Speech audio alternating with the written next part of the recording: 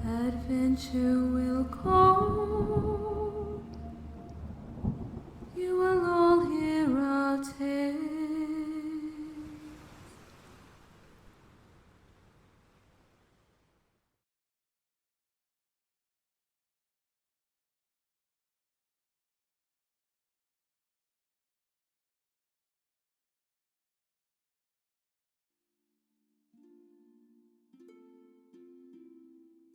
Hello, hello, good evening folks, welcome back to the channel for the newest episode of our homebrew D&D campaign, the Chronicles of Iridica.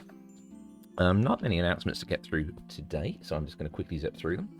Starting off with our usual love of game tea. Game tea is a lovely small business based in the UK, and they make amazing D&D accessories, from leather goods, notebooks, dice trays, t-shirts, hats, badges, magic items, modules, all kinds of wonderful stuff, and we are very proudly part of their ambassador network.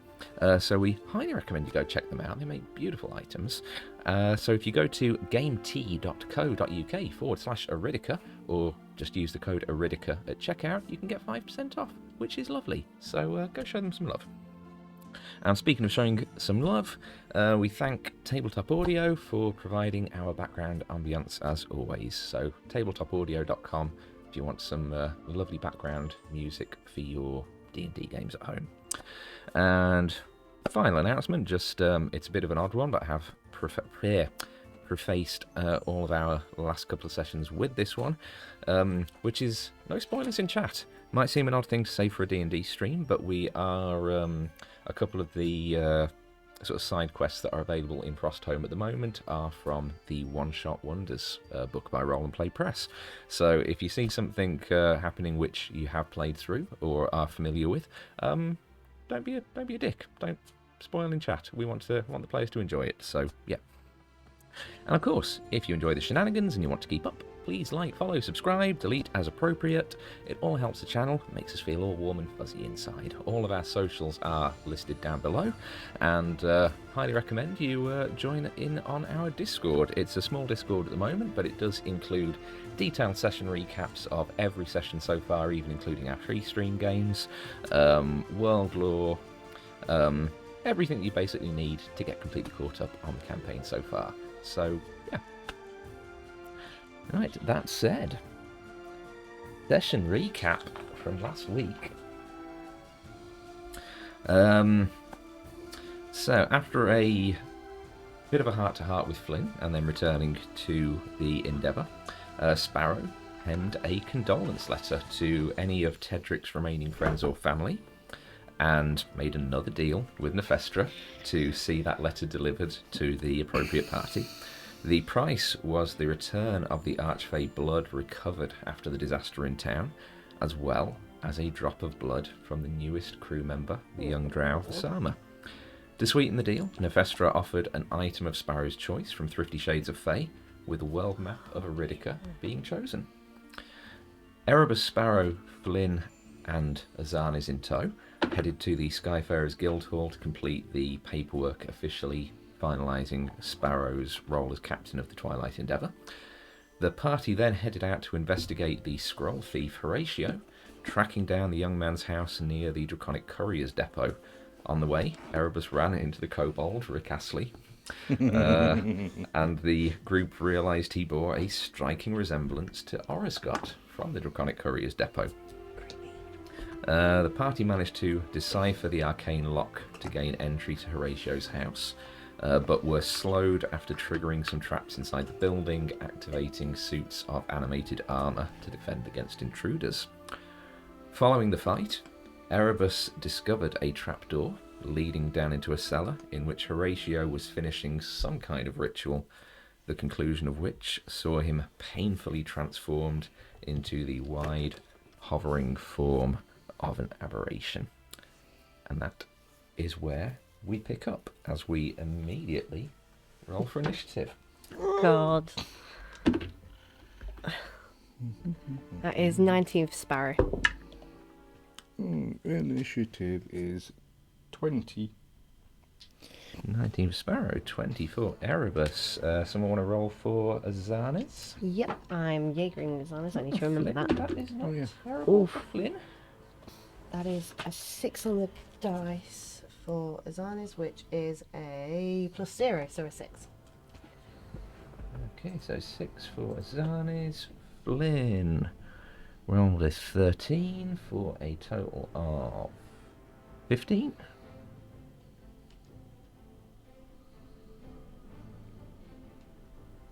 And the cloaker gets a 12. So initiative order, definitely favouring the party. Yay! Now, That's the only thing that'll favour the party.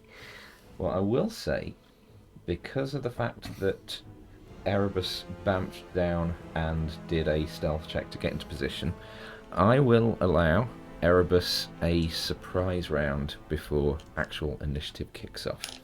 However, Nice. this does actually. Erebus is actually top of the initiative order, so basically you get 2 turns before before we dive in. Make it count. That's awesome.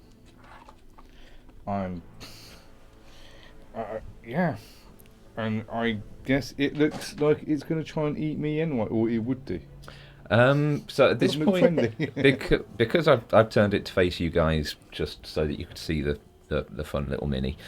Technically, at this point, because you walked in on Horatio completing the ritual, the cloaker is actually the other way around, facing the altar at the moment. So, I mean, either way, it doesn't look particularly pleasant, but it's not looking necessarily hostile at the moment. I think the best thing to do is probably attack it anyway. Yeah, treat it like it is hostile. Yeah. It is hostile. What was the thing? Usually, like, kill first, ask questions later. Isn't that? I mean, the, that's definitely the Crimson Eclipse way. yeah. So less of the habits. asking questions, but Yeah. kill first. Yeah, we're done. Yeah. So, so because of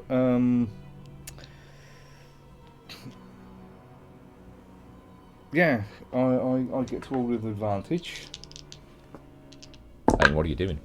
Oh, attacking with I'm going to move up and attack Okay. with daggers. Okay. So first one is 11 plus 8. So 19 to hit. Oh, yep, it absolutely hits. And because I'm a rogue assassin, it's an auto crit. Sweet. So fantastic. So I get to 2d4.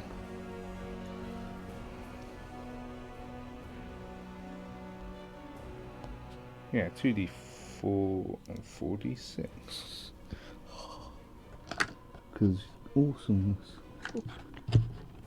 Get some beef. I've got my sneak attack dices. They've got skulls on. I mean, every rogue should have a sneak attack dice with skulls on it. Ooh. Oh, that's not bad. That is some good rolls. Yes, what have I got here? That's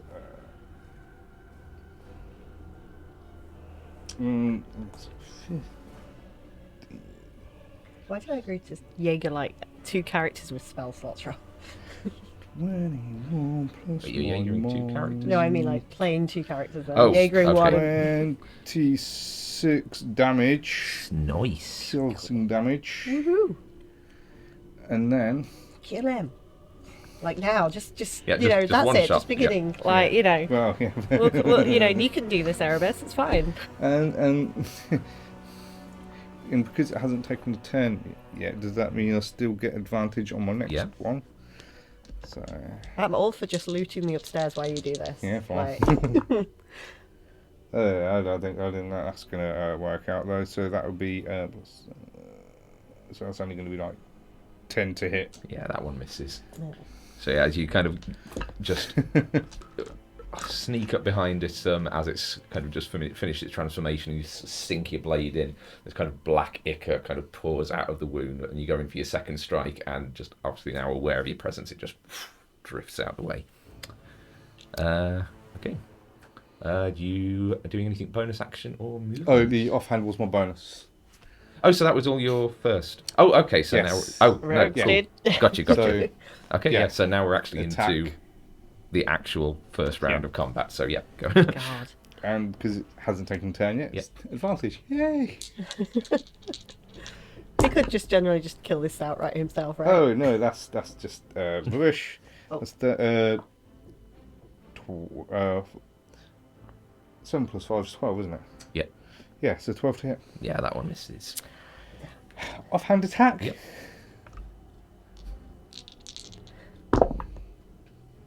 Ooh. Oh, so that's 19 on the dice. Yeah, that's a hit. So, and I haven't applied my sneak attack this turn, Nope. so I could do it on this one. Yep. So that's 8 damage. Okay, yeah. And I'll be like, guys! Yeah. So you just There's go. a thing! So you just go in with just this flurry of blades, and yeah, you do land a couple of solid hits, and it is just dripping this sort of sizzling black ooze that's kind of hitting the glowing runes underneath, and just sizzling away. Nice. Sparrow, it is your turn, and then it is Flynn. Where is Sparrow?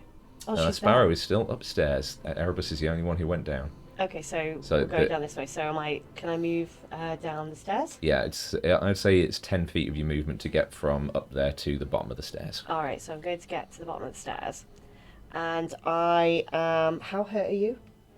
Oh, I'm not too bad yet. You have no, what hit points have you got? That's meta. Okay, fine. Does he look like he's hurt? No. He doesn't Not like too his hurt. Okay, in that case then I will in that case I'll change what I'm going to do immediately. I am going to cast Fireball! oh, I wish, God. I'm going to actually cast Flame Blade at second level, so I gain, so it's going to be 4d6 worth of damage instead of 3d6 worth of damage. Okay. So it's only just gone off one of the blades, so as she's running down the stairs, she just runs her hand down the blade and it starts to glow with green flame. And she is going to run forward and make her attack with that. Oh, which dice? I don't trust any of my dice. I'm going to do the Lord of the Rings dice. Move your mini. Oh, yes. I'm there. Okay. Okay. Damn it, we've got toys. Use them. I'm guessing like a 7 does not hit. No. Okay, in that case, I'm going to use my bonus action to take a swipe with my normal sword. So, which is on another page, because that's just how I roll. Ooh, that's a bit better. That is a 18 to hit. That does hit. Okay, Sorry, I was brilliant. just trying to figure out why we've lost music in here. Oh, I know it's still playing on stream. It's just literally not coming out the speakers. 4 damage total. Oh, That's really crap. Damage. I rolled 1 on the dice. That really sucks. So it's still damage. Uh-huh. Okay. And I will stay put. Okay. And that brings us to Flynn's turn. Would you like me to move, Flynn? Yes, please. He is going to head in and down the stairs Okay. and flutter to the bottom of the stairs. Yes, sir. And I've lost his character sheet. I know I have it because I saw it earlier. He does exist. Right. He's a real boy. You look good. He is a good lad.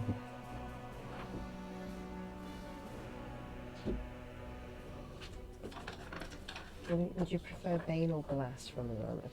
I mean, I was going to do Bane from Flynn, because he Flynn doesn't does- have Bless. Yeah, if Flynn does Bane, Azana's will do Blast.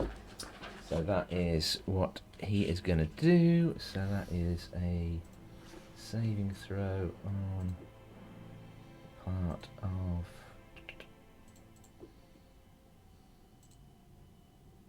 yeah, charisma saving throw with a DC of 13. Oh, that is a 6 on the dice. Assuming that Cloaker doesn't have a great charisma. No, that is an 8 total, so the Cloaker is Bane. Hooray! I know that I know that's one thing that this token set doesn't have. It is a Bane token, so I'm going to pop a hex on it instead. He deserves it. All the hexes, all the Banes. And that is... God damn it, Horatio. Flynn's turn. Bear me 1 second, I'm just going to see if I can figure out how to get our music back. Do you want me to just check audio and see if it is playing on the stream? I can see on my screen that it's playing, and it's literally just speakers are just not doing anything. We can imagine it. Whoops.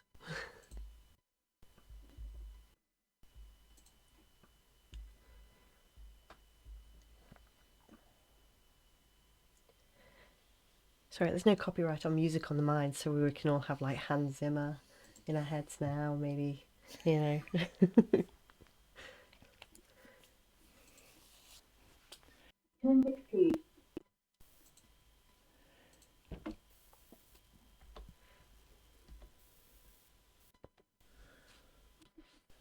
Simon is saying there hasn't been any music on the stream either. Oh, that sounds There good. we go. I think there is music on the stream. I've just turned the volume down on it so much because it was getting a bit high in the Okie dokie. background. So Right. okay. Someday everything will work magically wonderfully. Oh, I very much doubt it. So that is Flynn's turn. Cloaker is going to go. It is now Baned, which sucks, but... No, it does not. So he is going to turn around, and he is going to make his first attack against Erebus. Because you stabbed him in the butt. So this will be his bite attack. Actually, I'm going to use my Onyx dice for this one. Natural 20. Oh, fuck. Oh, Okay. it'll be fine. Uh-huh. Roll like... Uh-huh. Motherfucker. That's 2 1s on the first 2 damage dice. Damn it. And a 6 and a 4 on the others. So 12, 15 points of piercing damage. Ow! As... So now he's hurt, is what you're telling. Yeah. as the cloaker just lunges forward with its toothy maw, and it just clamps down over Erebus's head, and No. and you are, as long as it's clamped onto you like this, you are blinded and unable to breathe. Oh. That's a thing then. Yep. Oh, I've got blinds like out to 10 feet, so That will definitely come in handy at the moment.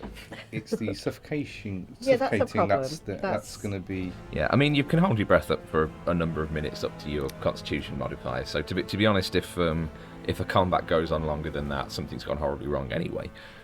But, Yeah. and then the second attack on Sparrow with its tail is a 25 to hit. Yeah, yeah. I like this dice. I don't like that die. Oh, I know what I should have done. Damn it. And that is 6 points of slashing damage. Okay, that's fine. This is fine. Oh, it's too late to do shadowy rebuke, isn't it? Um, Ah. I forgot about it. That's all right. I'll allow it. I mean, you're in its mouth. Mm. You're allowed. Hit it. Yeah, okay then. So, yeah, it needs to make a dex save of 11, which isn't particularly high, so... It's a 4. Oh, okay. So that's 3d10. Get it. 3d10, brilliant. Of... Cold damage, isn't it? This is how we Yes. find out it's immune to cold damage. You know, this is what's going to happen. Rob's Probably. going to like have this. Look, he's already got a smile. But now there's a little dance. He knows way too much. 6. So, 12 cold damage. Okay. So, yeah, I just... When it bites me, I'm like, ah! Do that, and then Shadow climbs up and... God damn it. Okay, that is the end of the cloaker's turn. It is Azani's. Poor Azani's. So yeah, Azani's going to come downstairs. Sort of, if she... I'm assuming that's... sorry, just very quickly. No, sorry. I just suddenly realised I forgot to subtract Bane from its attack against Sparrow. But Oh. seeing as it rolled a 25, even if it rolled a 4, There's that's no still be way. 20. Yeah. My armor class is 14. It's not great. I'm assuming she can see the room if she's there. Or no? Does she need to be in, like, physically in the room? It's a bit of an Am I assuming know there's what, a wall here? Or no? yeah. I think kind of halfway down the stairs is where she needs to. Hang on, no, you can't move Flynn just to get her to. Alright, so can we Yeah. say she's halfway down the stairs? Yeah, if halfway there is like a little notch in the actual stairs themselves, so you can kind of Okay. slot Oh, I a see. mini base onto it to get them to. But she's kneeling. Oh, yeah. Oh, wow. That's awesome. Okay. Constantly impressed by Yeah, this setup. whiz kids think of everything. Yeah, I was just literally thinking they think of everything. Alright, so Azani's is going to cast Bless at 2nd level because she has no 3rd level spell slots left. Okay. So we'll so get... that's all- that is all four, split. yeah. Yeah, that's all of us. Well, I've just lost including one of yourself. my blessed tokens, so you distribute them and I'll retrieve it. Yep. So it's on herself, it's on Flynn, it's on Erebus, and it is on Sparrow. Okay. In fact, just because I'm just going overboard now with being able to use my tokens, can you put one of those each on Azani's and Flynn? Oh, yeah. Yeah. Sparrow's got concentration up as well because she's doing Flame Blade. Oh, I didn't realise that was concentration. Yeah, neither did I until I just Yeah. double checked because I was going to do something else as well. Tokens everywhere. Hooray! This is madness. We're just going to stack them up, we're not going to be able to see the Yeah. minis anymore. So that is her turn. Okay, brings us back to the top of the round with Erebus. Kill it with fire. Yeah, I think I might just take a couple of swings at it with my daggers. Yep. Not blessed, don't forget. I do. You do. Bless. Right.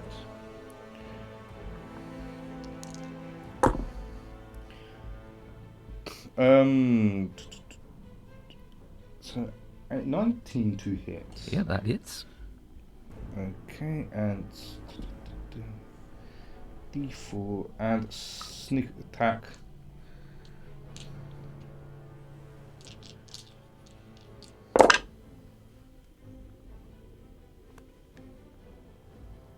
What's that? 13 plus 5 is 18. 18 points of damage. Nice. And offhand attack. I love when a rogue like does that much damage on a first one. It's like, and then I'll do my second attack. It's like, okay. Rogue's gonna rogue. Natural 20, dude. Oh, it is. Ah, sweet. Awesome. Yeah, I don't get my sneak attack guy because I've already used it. Yeah. But I'll do that more.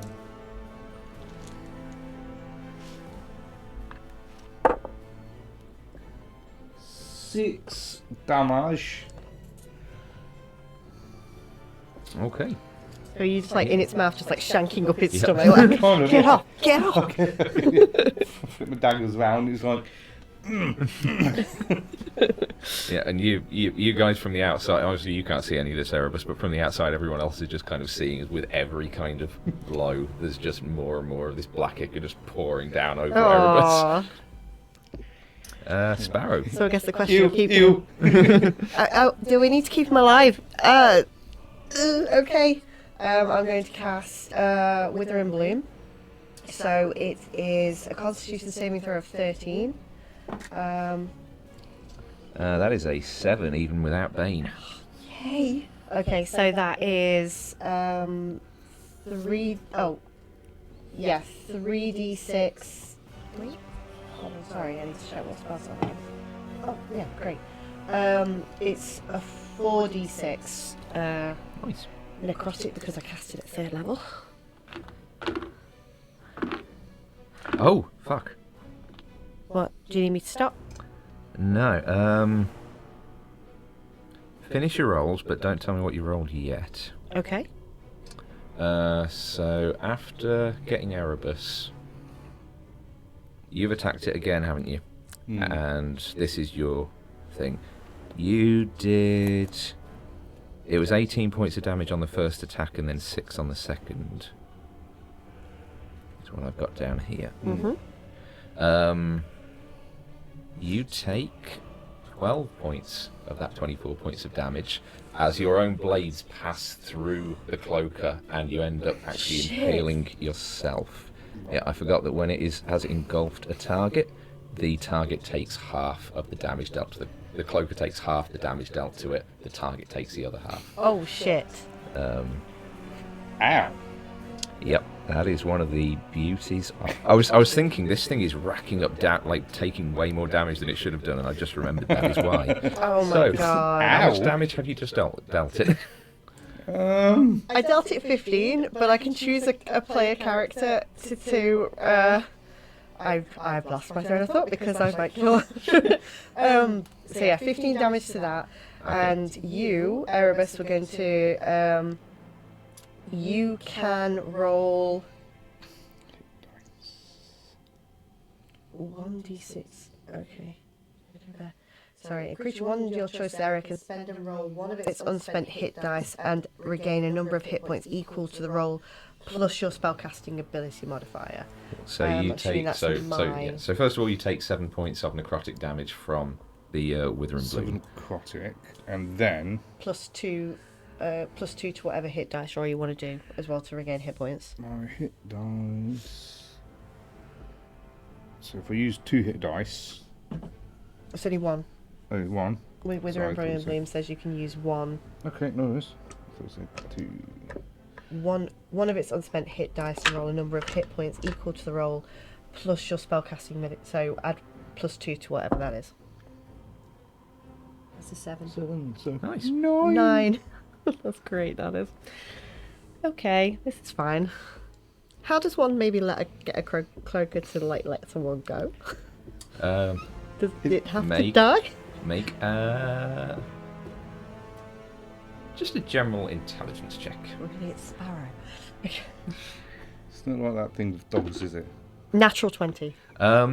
Looking at it, it's very firmly kind of clenched on by the mouth over the top of Erebus, and it's like the sort of wings are starting. It hasn't actually got to the cloaker's turn again yet, but the wings are sort of starting to wrap to engulf him. Okay. For all that it looks like it is very much in a threatening position, there's nothing particularly elaborate about its attachment mechanism. It looks like it is literally just a case of brute force to try and pull the thing off. Okay. I don't think I've got anything I can do as a bonus action, so I will stay put, unfortunately. Okay, that brings us to Flynn. Shall I firebolt it? Kill it, Flynn! But it's got our friend in its face! And it's gonna keep getting him in his face until we can get it to spit him out! But if I make fire on it, then it's going to put the fire into his face and onto Erebus. I can't do anything about that, Flynn, we just need to make him let it go. Okay, Captain, I'll set him on fire. Oh god! As honest, you want to weigh in? I don't think that's... Oh no. Oh no. The flames! It burns. They burn! How'd it get burned? How'd it get burned? Yeah, that even with Bless, that is a 10 to hit. It just These firebolt. He was unsure about whether he should be doing this anyway, and the firebolt just sort of whistles past the cloaker and just extinguishes on the stone wall behind. Oh, I'm sorry. Erebus, can you hear me? Yes. I guess so. You're doing real good in there. Keep it up. Its breath smells. Well done. And you get 5 points of healing from his healing word spell. Oh, bless. It's fine. Brings us to the cloaker's turn. Yeah. The cloaker. Gonna ragdoll me. Yeah.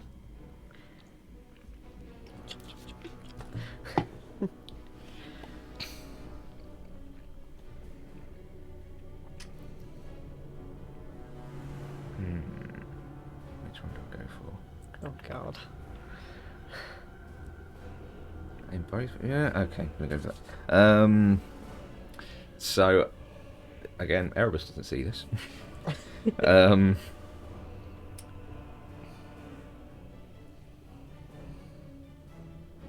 But as the rest of you sort of look on, you see as there is almost this shimmering and shifting of the cloaker's form, as it seems to split itself 4 ways and as there are now kind of 4 forms of this creature, with each with an Erebus suspended underneath it, all just turning in a circle.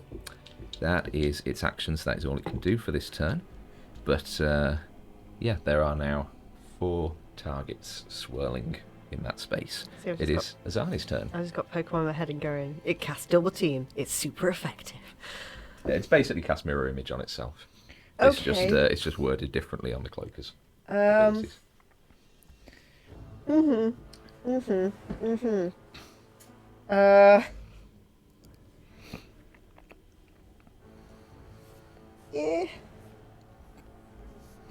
Okay. There's not a lot I can do. Okay. Azanis is going to cast Healing Word. I mean, you're talking as Azanis, so I don't know what she says, but she's going to cast Healing Word at 2nd level. I would say her healing word is probably a bit more traditional, and it is just kind of a silent, a quietly uttered prayer to Amoria. Okay. So it's 1d4 plus her spellcasting ability modifier. Where is that? I think I just hand wrote it on the top of the first page on her. Yeah, you did.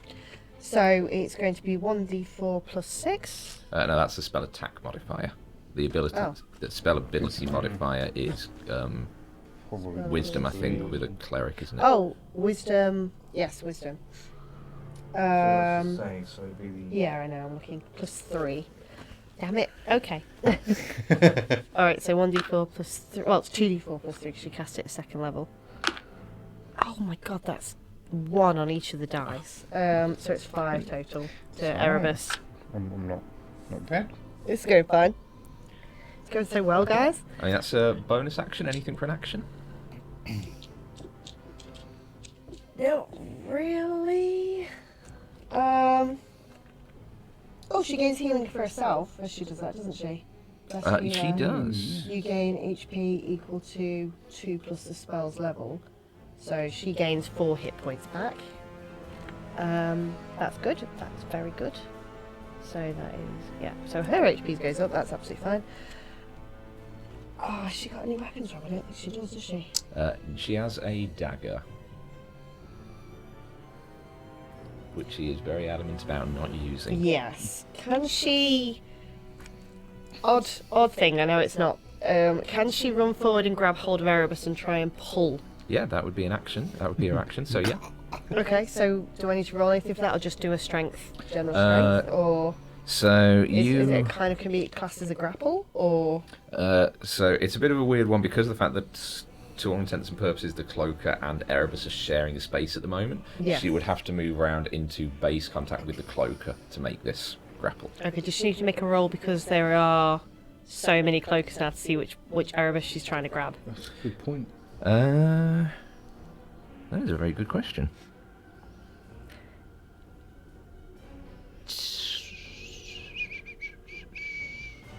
Sorry, I'm making this awkward now, but it's like she literally has nothing else she would do. Yeah, I mean, wording as written, no.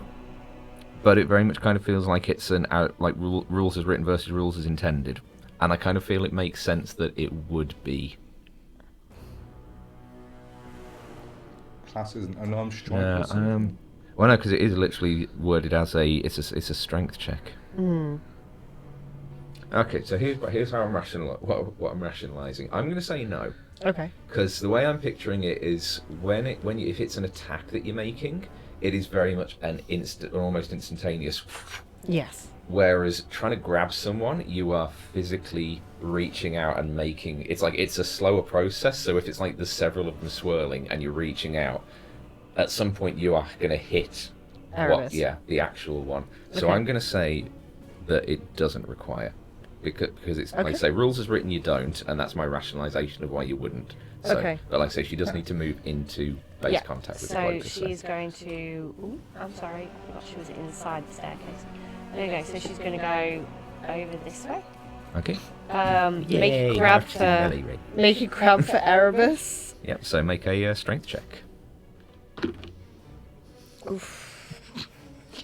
I know she's got negative strength modifiers. She does. That's a 7. 7. Yeah, she grabs hold. You feel like as a pair of hands grab hold of the back of like your cloak Erebus and just start pulling, but you are just held firm by this creature. Okay. I think that is all she can do right now. So. Okay. Okay. So that takes us to Erebus's turn then. Wait, did Sparrow get a turn then? Yes, I did, didn't I? Yeah, that was Yes, I Erebus's did. turn, which I is at did. the end of initiative, and then it's Erebus at the Okay, start. So yeah. you're next after Erebus. And I don't think it would even work having like shadow stepping out or anything. I can't.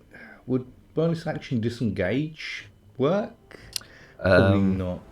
I mean, you are basically grappled. While again, the wording it's a bit weirdly worded, the cloaker stats, because they don't use a lot of the common terminology. So technically, it doesn't at any point use the term grappled, but it does say that you are attached to it and you can only escape with a strength check, basically. which would be my I'd say action. disengaging wouldn't. Yeah, get I'd you out have of to there, break free first using my Yeah. action to have a. Not that I'll be able to see, but with my blind sense, would I have a sense, if you like, on how hurt it is? I mean, from the like she How much blood and yeah, so I was going to say from sort of the strength, the jaw strength of the grip it's got on you, it's not as strong as when it first latched on, but it feels like there's still some pressure there. Oh no. and I'm covered in its blood. So I'm thinking, it hurts. do I just stab it and hurt myself? Why are you hitting yourself? Why are you hitting yourself? Can you get yourself out of there? I'll have to use my action, and I'm just keep healing me. It'd be fine. You assume we can keep healing you? That's an assumption right there. I do not have many spells left. Neither does Azanis. Okay, yeah, I'll use my action. I'll use my action to try and break free then. So strength. Plus, we'll hurt it more if you're not in its mouth. Yes. Strength check then. Don't get blessed. Oh, I do Oh, have yes. bless, which is good. Natural 20. And a Nice. 4 on the bless. Cool. Yes, so you do, with this kind of horrible scraping of like the teeth down the side of your face, Oh. you do manage to. Oh no, Hold you're not yourself pretty free. anymore. I needed a shave. Yeah, so my action to break free, and then bonus action disengage. Yeah, okay. So I'm going to go back a couple of Oh yeah, Like just 10 leave feet. Azana's like there. That's fine. It's fine. It's fine. It's I'm alright. perfectly happy with that placement. I think you're a bigger threat anyway. You assume Okay. that? That takes us to Sparrow's turn then. Alright, I think she is like she's got the flame blade and I think she's waving like this to keep its attention on her while these two back off. And yeah, she is going to make her first melee attack with the flame blade. Oh yeah, bless. So where's my blast gone? There's my blast. So me.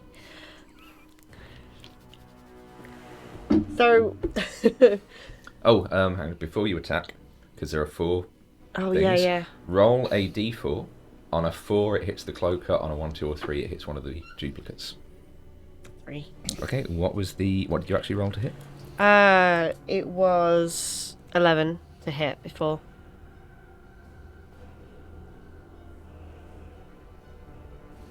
Okay, so that misses the duplicate form anyway. So. Okay. So for my bonus action, I'm going to do my offhand attack, which is under the page. Bear In with fact, me. just rereading that, this is one thing that makes this different a little bit from mirror image, is the duplicates actually have the same AC as the cloaker. So I'll wait until after you've hit, and then roll to see which one you hit. So I mean, oh, it's blessed again, isn't it? yeah, Oh, fuck's sake. So that's 13 to hit. just misses. Its AC is 14. God damn it. Okay. So yeah, Sparrow's sort of waving the flame blade just to keep its attention at this stage. So yeah, that is. Can I use my movement to get in front of Azana's, between it and Azana's? No, because it is in melee with Azani's. There is God no damn way to it. get between the two of you. All right. Can I get next to Azana's then? Yeah, you can move Yeah, one space to where Erebus was. Yeah. Yeah. So I'm moving where Erebus was. Sorry. Okay. God, that is. Excuse me. I should have made a bigger, Sorry, bigger excuse basement. All right. Okay, and that is Sparrow's turn. Shall I try and fire it again? Kill it, Flynn. Kill I'm gonna it. do the fire thing. Kill it. Yeah. Kill it with fire, Flynn. I'm gonna try my best. You're a powerful wizard, Flynn. That's a natural 20 and a 4 on bless. Oh yeah. Awesome. Now I roll to see if it actually hits the cloaker or not. Yeah, it's very good. It's on his Wait. duck. And so Flynn.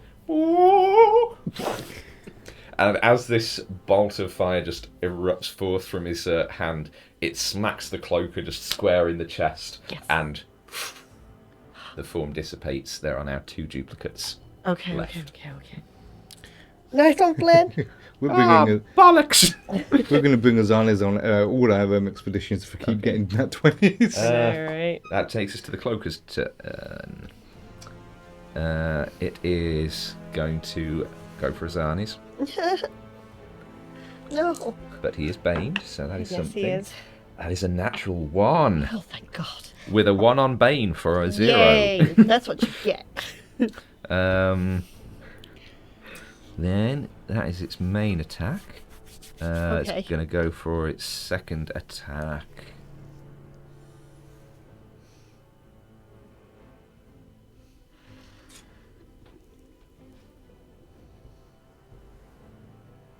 It's just out of range. Yeah, second attack against Azan is going to try and get rid of that bless. God damn it.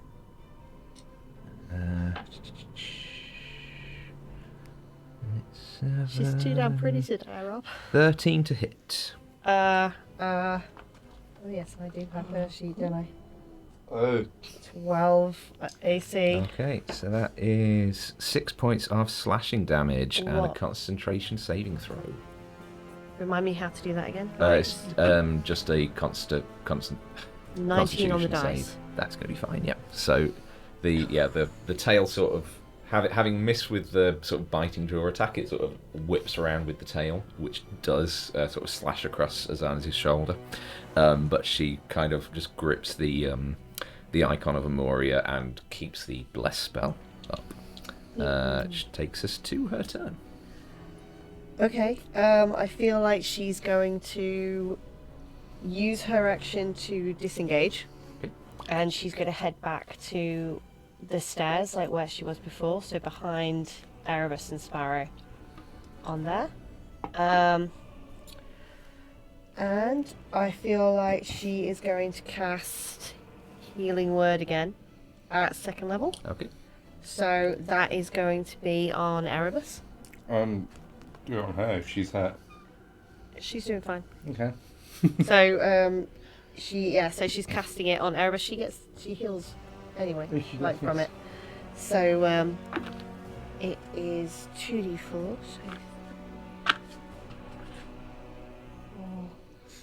So 3 plus, so that's 7 on the dice, and she gains back.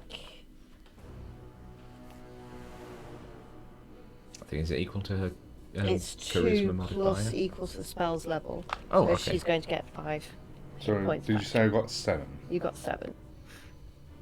Awesome. Wait, didn't you say you casted at 2nd level? Oh, I did. Sorry, I'm thinking of Sparrow's casting 3rd levels. Yeah, so 4. For her. I've forgotten how to maths. 22. Okay. Okay. That takes us back to the top of the round with Erebus. From there, would I be able to move into a position where I could shadow step to behind it so I can flank it? I'm going to run this way. Or I could just walk round it. Is there enough Yeah. space to get behind it? Yeah, you could get on top of the altar. Yeah, I'd say shadow-wise, you wouldn't really have, because the fact that there is literally an altar full of candles behind it. There's Yeah, not really no, much that's fine. shadow-wise on that side. Yeah, but that's you fine, Can, I'll just but do yeah, that you then. can do that easily. Actually, that probably works Oh, out yeah. better, to be fair. I just realised because you left the token behind there, you're no longer blinded. So. Sorry, I'm going to move that better. Yeah, something behind it. I'm going to couple of strikes. And It's him. flanking. Yep. So you get advantage.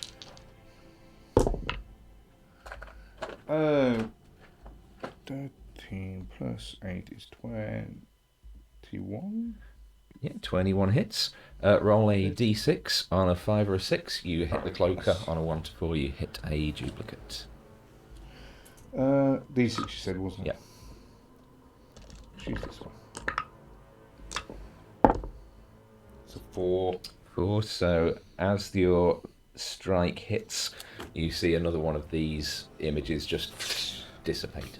I take it because I have blind sense that wouldn't No. have any. No, it's just No. okay. So is there one left now then? Yeah, 1 duplicate plus the cloaker. Okay. It's like weirdly again because they haven't really written the ruling of this very well. Technically, even while it was you were in its mouth, you would have had to have rolled to see if you hit the one that is literally clung onto you, or one of the 3 that swerve. Yeah, it's. I wasn't going to rule it that way, but it's That a is bit the of way a it would've weird. gone. Yeah. I think the wording of it should be if you're making an attack against it and you can see it. Yeah. But it's Yeah. not worded that way. Offhand attack. Look at Bless. We like bless. Bless is good. Bless and yeah. Bane. Oh, it Really is. clutch. Oh, well. Advantage. That's good because that was a 1 and a 19. Okay. Nine. So the 19 will hit. So at this point, there's only 1 duplicate left. So roll any dice. Odds it hits the duplicate, evens it hits the cloaker. Odd 3. 3. Okay, so with your offhand, that last duplicate, Yay. and there is just the single cloaker left. Clearing the It's that fields. one. Guys, I figured it out. It's Erebus. That's fine. You did good there, Erebus. Well done. Says it with the grin on his face, like it. Gold stars all fucking round. Okay, that takes us to Sparrow's turn. Okay. How badly hurt are you? Oh, I'm okay now. Yeah? Yeah, Really? yeah, fine. Okay, great. So. Oh my god. So. Sparrow is going to cast. Use her last 2nd level spell, and she's going to cast Thunderwave because I think 15 foot cube. If she can angle it this way, so it's this area to avoid Erebus behind. I would say, because the cloaker has been nudged a little bit, he's actually supposed to be there. So I say you would have to kind of move yourself to that square to be able to do it. Okay. Yeah, I'll gladly move. Okay, so Sparrow is going to cast. She's going to cast Thunder Wave. You must make a Constitution saving throw, please. The DC that is 13. Well, it's a 19 plus 1, so even with Bane, that takes it back down to 19. So Motherfucker. Alright, but he gets, he's going to get half damage anyway, he's just not going to get pushed. So, where's my d8s? There's my d8s. It would have been 8, so 4 damage. okay.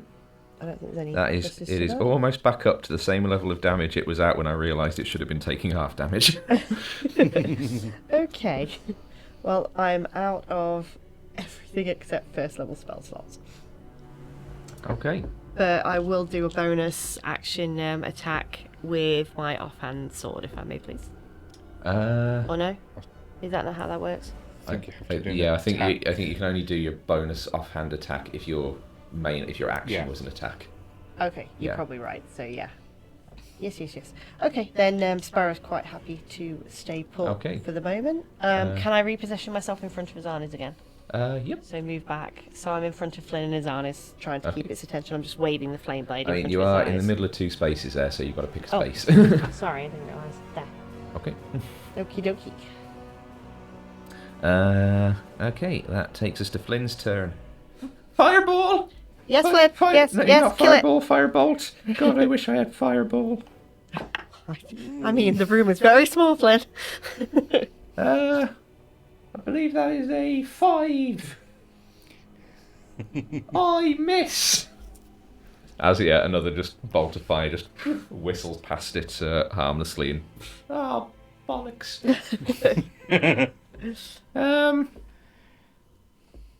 Does anyone need a quick heal? I mean, everyone, Flynn. Okay, I will heal Sparrow. Yay, favourite sister. You're a good captain, Sparrow. Aw. Have 5 points of healing word. Love you, bruv. I only have 1 level 1 and 1 level 2 spell slot left. Oh dear. Brings Thank us you, Flynn. brings us to the cloaker's turn. No. Don't you fucking go for... Ooh, do I get a tackle You do. opportunity? Would that be with advantage because of flanking? Yep. Ooh. Cool. Like I say, at the moment it is just focused on trying to get rid of that blessing, that bane, so... Previously it couldn't get to Flynn, but it can actually now get to him, so... 22 to hit. Yeah, that's going to hit. Awesome. And I get my sneak attack as well. I've not been doing the things that need to roll bless, so I feel like I'm missing out on the bless Yeah. bonus. Oh, that was rubbish. so that's 9 total. Okay. Yeah, I mean, Modifier. it is bleeding very heavily now as it sort of floats away from you, and just like these thick gouts of black ichor that are just... Where are you sizzling going? off the Come ground. back. So it's going to go for... It's going to do its bite attack against Azarnes, its tail attack against Flynn. So bite attack first. That is a 12 plus 6 for Her AC is 18. 12. And then minus Bane, which takes it down. That's a 4 on Bane, but that still takes it to 14. Okay. So that is 10 points of piercing damage. Oof.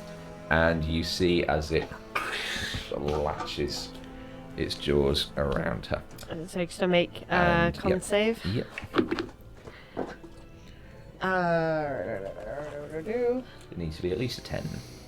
It's an 11 on the dice. Cool. So she maintains bless. She is a pro. And as it kind of latches onto Azarnes with its jaws, its tail just whips around with its 10-foot reach and just lashes out towards Flynn. Yeah. which is not going to hit because that is a 10 before Bane, and that takes it down to 6. So Flynn is safe. It is Azana's turn. Okay. So she has nothing else really that she can do, except I suppose she could cure herself, couldn't she? Yep.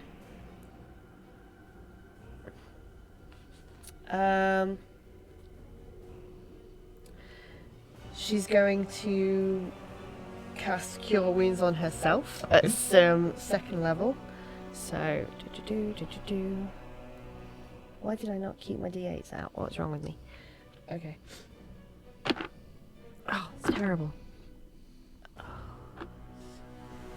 That's 7. Does it count if she heals herself? I can't remember. Does When it you say cast he? first level high that restores a creature other than you, Okay, so no. yeah. So yeah, so she gets 7 hit points back. So okay, and that is going to be her turn. Okay. Erebus, top of the round. I'm guessing it's up against the wall, so I wouldn't be able to get flanking, would I? Nope. I'm just Not even gonna. if it comes out around this side. No, because there's nothing on the other side of it. Fair enough. Yeah, I'm just gonna get right up to it then. And stabby with my daggers. Oh, poor Azana. Yeah, go for Oh it. wait. Oh yeah, would I know about that? Very You much were in so. it. Yeah. Because I couldn't You have first-hand necessarily experience. see what was going on. Yeah. Would I be able to? And you can try and pull it off her. Yeah. That would be your action. Yes, I might. I might do that actually. I'll try and put it off her. Okay, yeah, that's a strength check. Oh, and I don't get less for that because that's attack rolls and super. No, I'm just 4. Yep, yeah, it's Noodle arms. So 5 total. So- yeah, it's in an exact mirror of what was happening just moments ago. Yeah, you see as Erebus grabs hold of the back of Azana's and he's pulling, and it is just not relenting in its grip. Sparrow, you will be up next. Mm-hmm. I don't think I will do anything else because no, that's Okay. it. That is your turn, then, Sparrow.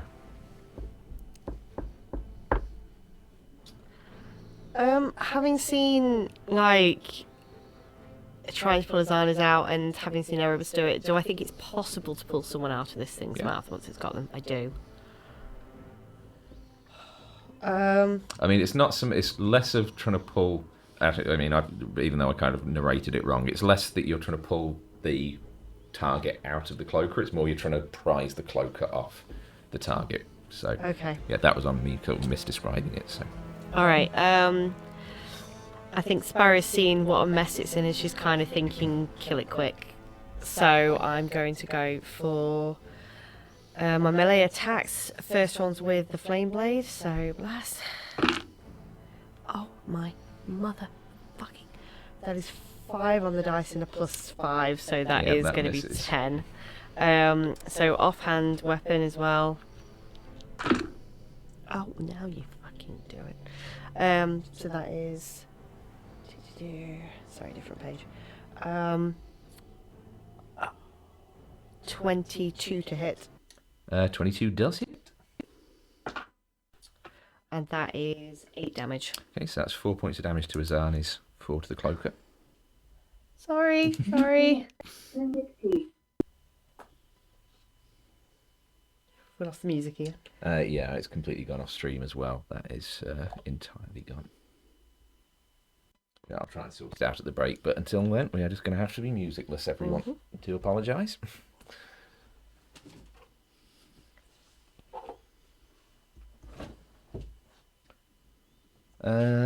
Okay. That is Flynn's turn then. Go on, Flynn, kill it. Firebolt! I don't know, Flynn. Are you gonna? Okay, I'm just gonna keep trying to do the fires on it.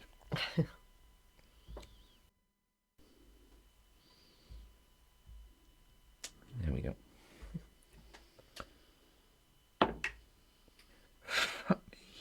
Oh no. Nope, nope. You know, I accidentally just rolled a D8 for bless instead of a D4, and he still missed. Oh no. Sorry. I am struggling a little bit here. I will do my first level healing word though. On Azani's. Okay. Are you okay in there, Doc? No. 5 points of healing. Oh, now she is. Now she's doing fine. Yay! Now it is the cloaker's turn. Oh no. So it's going to chew. make it's going to have a chew. It's an advantage because it's already got her in its Oh, mouth. do you need me to be making Constitution saving throws? Well, she hasn't taken. Oh yes, she has been taking damage. Yes. I think it's only one that she's taken, isn't it? So, it's a 7. Okay, so with that last attack from Sparrow, then bless goes. Okay, that's fine. Have you? Oh, it was baned as well, wasn't it? The Bane was from Flynn. Yeah. Yeah. As So I did bless. yeah, I was just thinking about the rolling the minus D4. Yeah, He's been doing that, yeah. Yeah, so 15. So it's 21 to hit Azani's with its bite attack. Yeah. Damn. And that is 10 points of piercing damage. Oh shit. And then Down with to its 10 hit points. and then with its tail, it is going to lash at Flynn and attempt to get rid of this Bane that is. Oh god damn it. And I think that is going to miss. 7 minus 1 for 6, plus 6 is 12, and Flynn's AC is 13, so it just misses Good him. lad, Flynn. It is Azana's turn. Azan is in trouble, so she is going to use her last second level spell to cure herself again. So cure wounds on herself. This thing isn't stupid. Knows who to attack. Oh, I forgot to add the spellcasting modifier last time, I think. But oh well. I remind myself what that is. It's a plus 3. Yeah. So okay, so she's just got 11 hit points again. Okay, so she does that, and yeah, that's her action. Okay, Erebus. Get her out of there. Yeah, I would say the cloaker is definitely looking rough. But it's the question of how much more damage do you risk dealing to it while Azani's is still. She has 11 hit points left. She can't be in there for its next turn. I'll try and So pull out. just as a pure curiosity at this point, actually. D10. Yeah, she should actually be on 5 hit points less, but I forgot when that friendly firebolt hit her to roll the second D10. Oh, right. But I'm not retconning it because that was on me missing it. Okay. I'm going to try and prise the jaws open to get her Yeah, out. strength check. Okay, I think that's only a 9. No, that is not enough. You get your Strength. hand, like fingers into the jaw and you're pulling, but it's like trying to pull open a crocodile jaw. It is just clamped shut. Oh my god. It's fine. It's looking rough. Yeah. It's fine. Yeah, I can't really do anything else. That's pretty much it. Okay, that is Sparrow's turn then. Yeah, Sparrow's going to run in and try and prise the jaws open. Like, Yeah, immediately. everyone is just piling. Everyone's in on just it. like, get her the fuck out of there. That is I'm assuming it's just a straight strength check. Yeah. 16? 16 is the DC. Wow. It is tough going, but you just managed to pry it open enough that Azani's, again, sort of like the teeth raking down the sides of her face. She does manage to pull free of it. Fuck me. Okay, great. Awesome. I So loosened its jaws for you. Yeah. sure you did. Yes. Okay. Okay. I think that was Sparrow's action. I don't know if I can do a bonus action cantrip, maybe? Yeah, if you got a bonus action cantrip. No, Okay. I mean, unless I druid craft its mouth shut with something. So can I like vines come out of her mouth, like her hands, and like druid craft? No, because No. despite how people often Oh, yeah. misplay it, that is not how Druidcraft Just very works. quickly.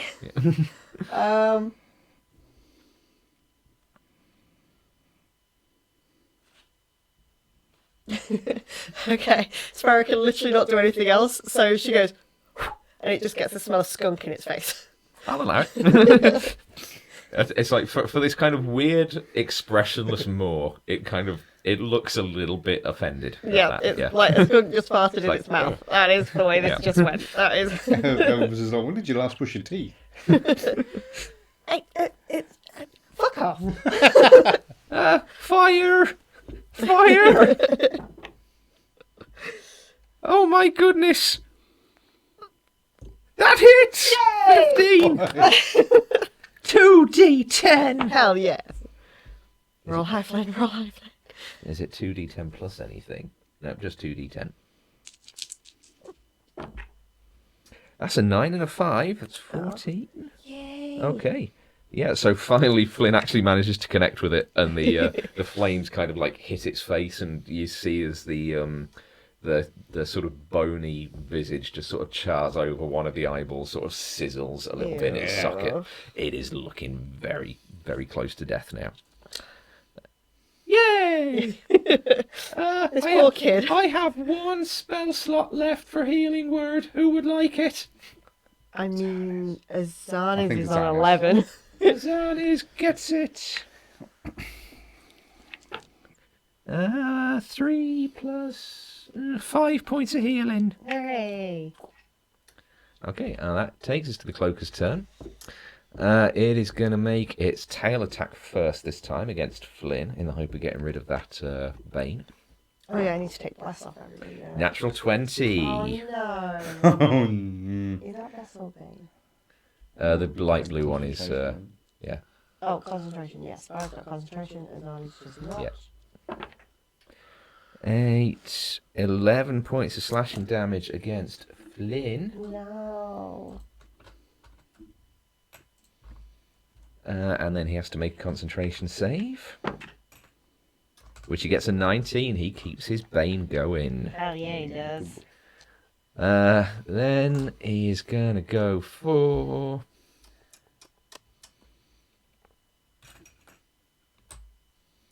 I am going to make it fair, because he doesn't need to get rid of Bless anymore, so he doesn't need to target Azanis.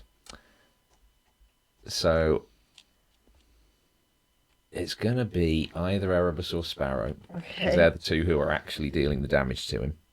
So I'm going to roll to see 1, 2, 3 Sparrow, 4, 5, 6 Erebus. That is a 1. So he's going to go for Sparrow. I mean, I did just take his tutor away.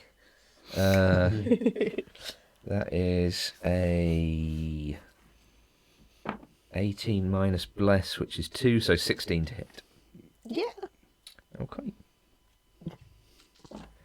That is 9 points of piercing damage on Sparrow. Okay. And you are now... Everyone but Flynn has had a go in the Cloaker's mouth now. Oh, and there's this lingering skunk smell as well now. Jeez, just like, bad idea, bad idea. And now it is Azari's turn.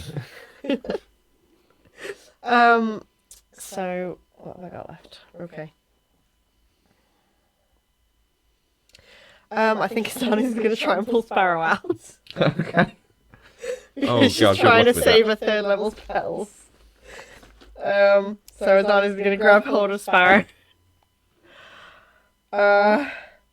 His strength is like a minus, isn't Yeah. it? Minus 1. 15? 15.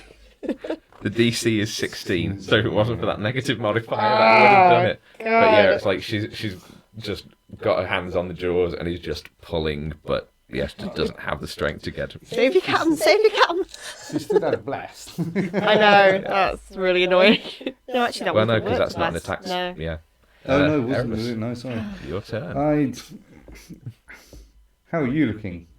Me? I'm fine. I'm just inside the fucking thing. I'm like, kill it! Kill it! Sorry. I'm doing great, thanks.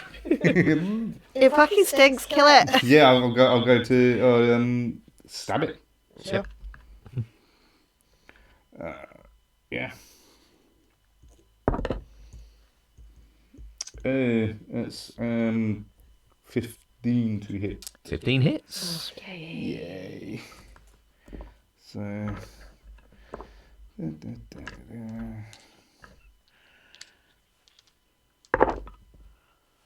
Oh, 19 damage. Okay, so it's 9 to Sparrow. Okay. That's alright. Okay, yeah. Fine, it's fine. At this point, it is just pouring now. It's like it is hanging on by a thread, but it is just about. It's almost kind of out of sheer desperation for survival now that it is just clinging onto its one target. Offhand attack? Yep. Sorry. Oh, it's an 18 on the dice. Yeah, that hits. It's only a d4 now which is 3 damage. Okay, 1 point of damage to Sparrow. Yes. I'll tell you in a minute. But it's close. Sparrow's turn. So Sparrow's still got. Oh, I need to concentration check. For Flame Blade. Yes. My con is that is a 7. Okay, so that's Flame Blade drops. So Sparrow is going to cast Thunderwave at first level. On the cloaker, sort of this direction, because she's like in its mouth, so you know I can feel his arm is pulling me from behind, so I know she's safe. If it's going like that way, it should be fine. Maybe. Because it's 15-foot cube, because I was looking up like the rulings of how like your cubes work for things like Thunderwave. To get that without hitting anybody else, you would have to get to there, but you're grappled by it. Yeah. So to do a 15-foot cube, you would basically be in the center of that face going that way. Okay. So it would get Erebus. Okay. Yeah, there's no way to Horror for you? Thunderwave from inside of its mouth. It's fine. without I mean, hitting would someone you, else. Yeah. Would you know where I was though? Would you know? I would not know where you were, so Sparrow is just going to Thunderwave it from inside its mouth. So it needs to make a Constitution saving throw, beating a 13. That is a 12 plus 1 for 13. Oh, fuck. Alright, it's going to take damage anyway, but it's going to... So it's 2d8 thunder. When the thunder calls you... That is 17 in my head for some reason now, but... Ooh, older. That was an 8. 8, so 4 points of thunder damage to yourself. Yep. I would have to make a. Yep, so saving throw for Erebus as well. Was it? Sorry, You got to beat con. 13. Was it con? Yeah. Oh, does it have to be in the Out tray? in the tree. Oh, con. That's only a 9. Okay, so 8 points of thunder damage to Erebus. I'm down. Someone No, I'm not. might have to help Sparrow very fast. I mean, technically, because Erebus failed, he's also pushed away. Yeah, you are. So you would take another d6 of damage from hitting the wall because Shit. there's nowhere for you to move. So that is 6 points of effectively horizontal fall So that damage. was a terrible idea. That was a very, very bad thing to do. Sparrow, describe the killing blow. So But you managed to hit everyone with this, but you did finish it off. Yeah. So I think Sparrow just literally goes, "Fuck this," and she just kind of like puts the hands like over its head, and just goes, "Fuck you, Horatio," and he just explodes. Okay, yeah, and in this sort of shower of black, my brain's sort of failing, like entrails and whatnot. The cloaker ceases to be. And Sparrow's just kind of like sat on the floor, like bleeding, like this. There we go. There's my boy chap. A handsome fella. Okay, and we are out of initiative order. Yeah, I'm just like getting it off my face. Like Would you pass us over the condition markers? I can. I take it that was our boy. Yeah. Also, I can't be bothered to switch it off, but the floor is no longer glowing. Do you want me to switch it off? Nah, it's a fiddly thing to do. I'll do it in a minute when I clear the table. There you go, Sparrow. So to Thank claim, you. And can I have the other ones as well? Oh, yeah, sorry. to claim our reward, do we have to drag the body back? I'm wearing the fucking body, Erebus. I mean, it's Well, bits of it everywhere. the job With the was scroll. to return the scrolls, not to drag Horatio back for some kind of punishment. Go get the fucking paperwork, Erebus. I'll go over here to check the to see if there's the scrolls or anything. Okay, yeah. So when you walked in on him completing the ritual, the scroll that he was reading from just basically sort of fizzled and evaporated. There are 2 more scrolls sat on the lectern, which are untouched. Okay, can I just have a look at them? Yeah. One just happens You're to be not a spellcaster, so you don't know what. Does it say like spell against archfey, like on one of the top of one of them? Oh, what's this? I'll just read it aloud. No. Oh, fuck. What's happening? No.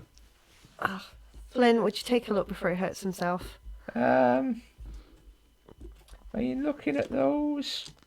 I'll hand them over. There. Yeah, he sort of unravels the one, then the second one. They both look like they're scrolls of polymorph.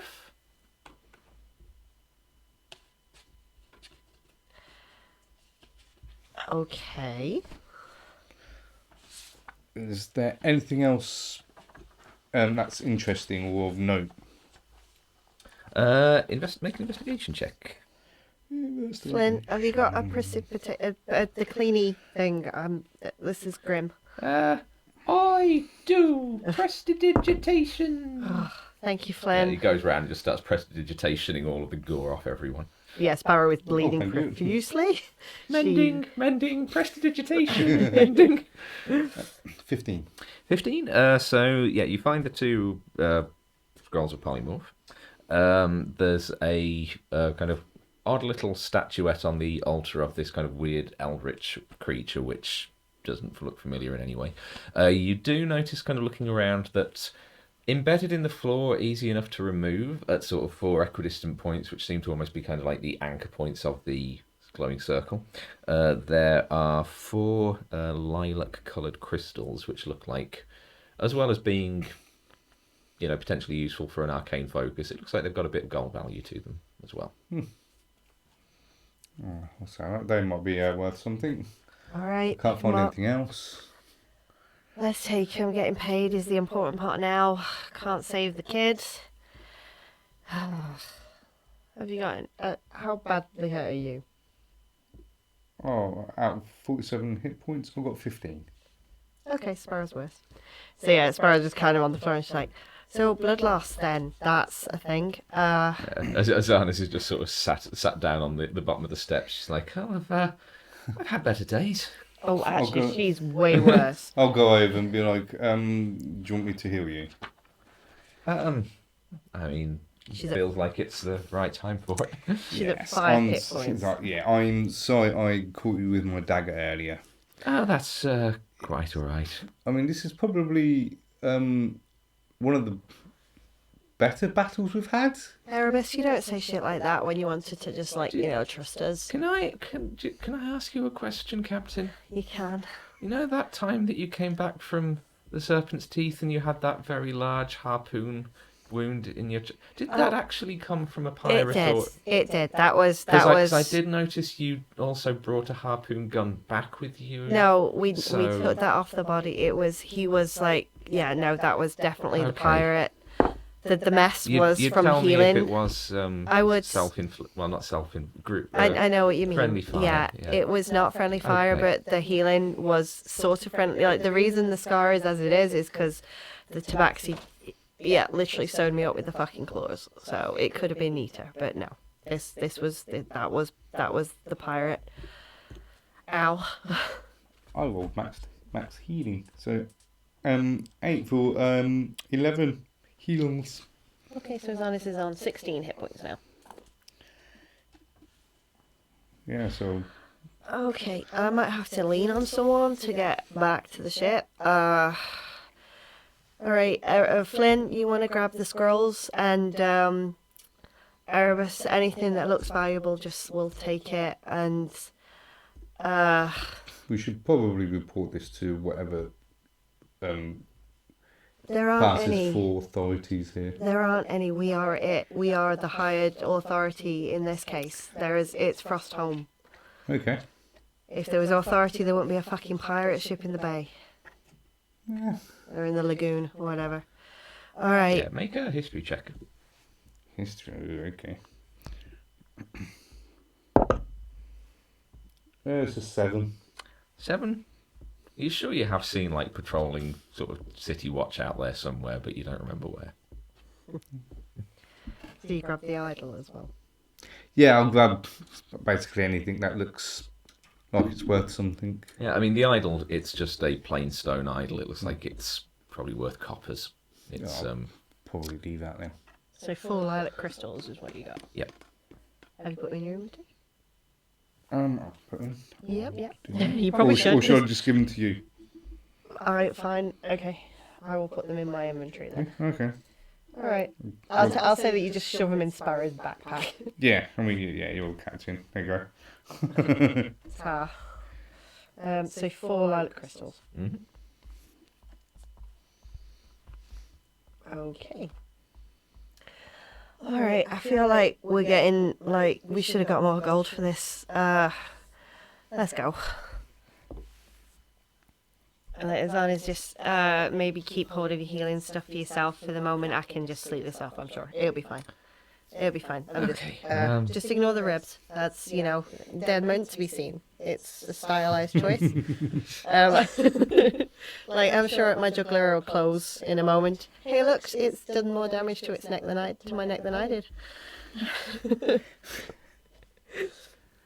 She does actually have 2 third-level spells, so she could do a prayer of healing. But it's 10-minute casting time, so... Hey, it's up to you. You feel you've got 10 minutes to spend? I feel like we could. I feel like while he's sort of looking around the altar, she could be doing that. So, Okay, yeah. Yeah. While you roll that up, I will just remove those maps from the table. okay, so it's 3d8.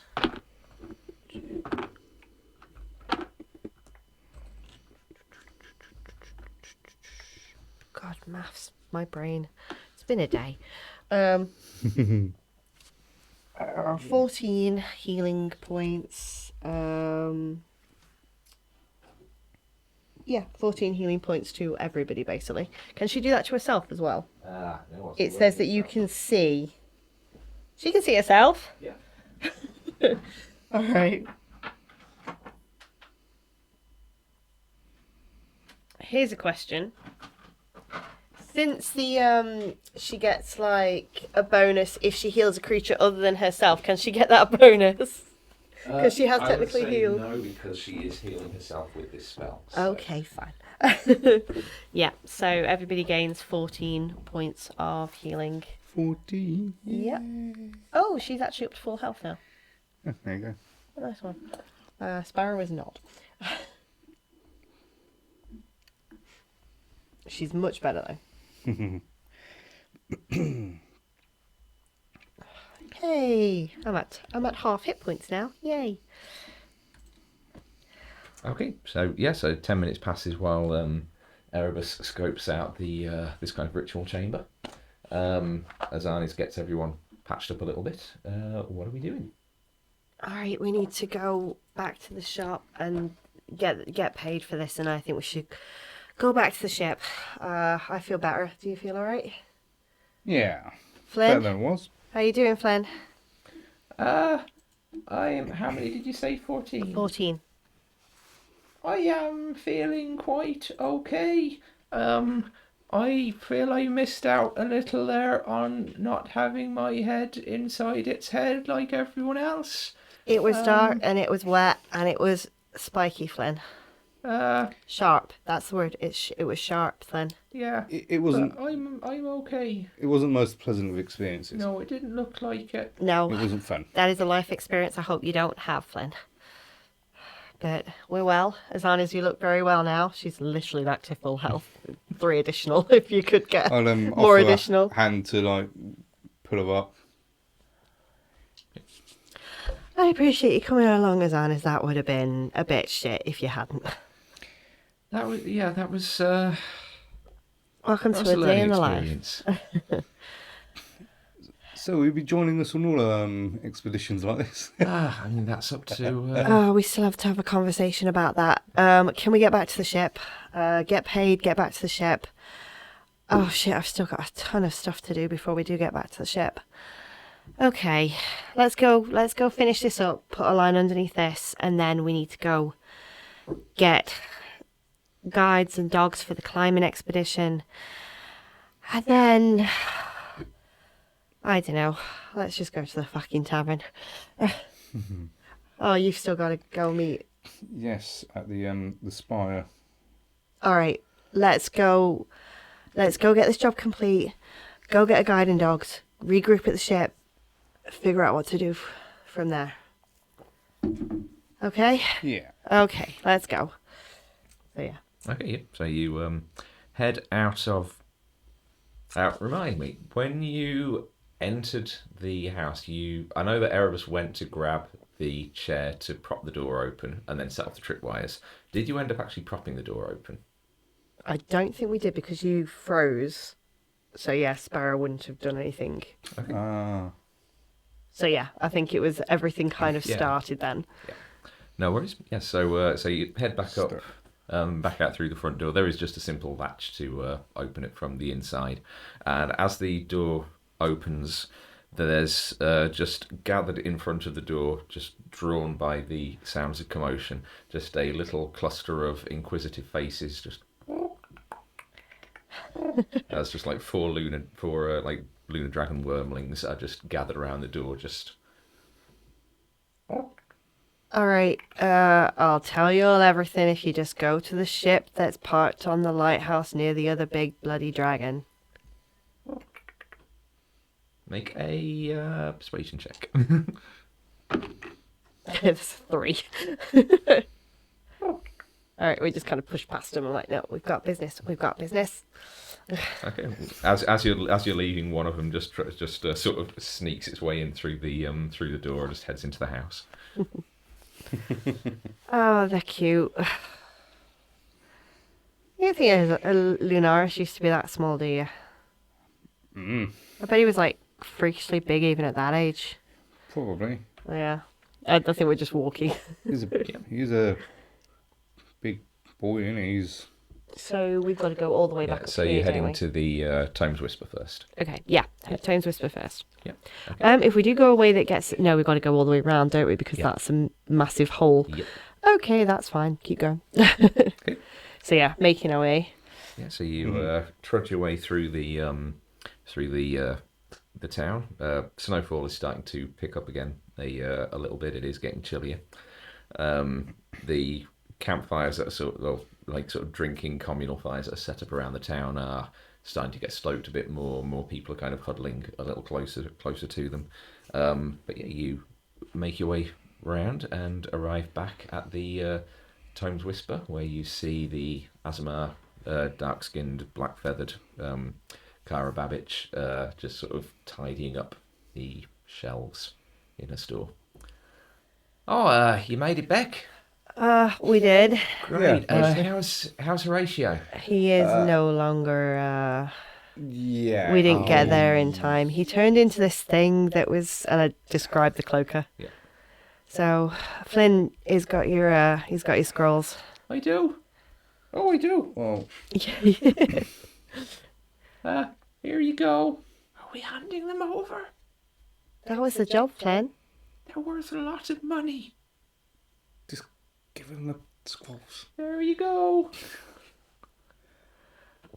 I kind of... Sparrow kind of glares at you for a minute, like... Would have liked a discussion, but alright. Alright, there are your scrolls then. Maybe lock and key next time. Yeah, I think I'm going to definitely have to maybe make some more stringent custom record keeping for some of the more powerful magics, but appreciated. 2 scrolls, fantastic. That's 200 gold pieces as agreed. Oh, thank you. All right. And I understand, I believe that you actually were coming looking for books originally.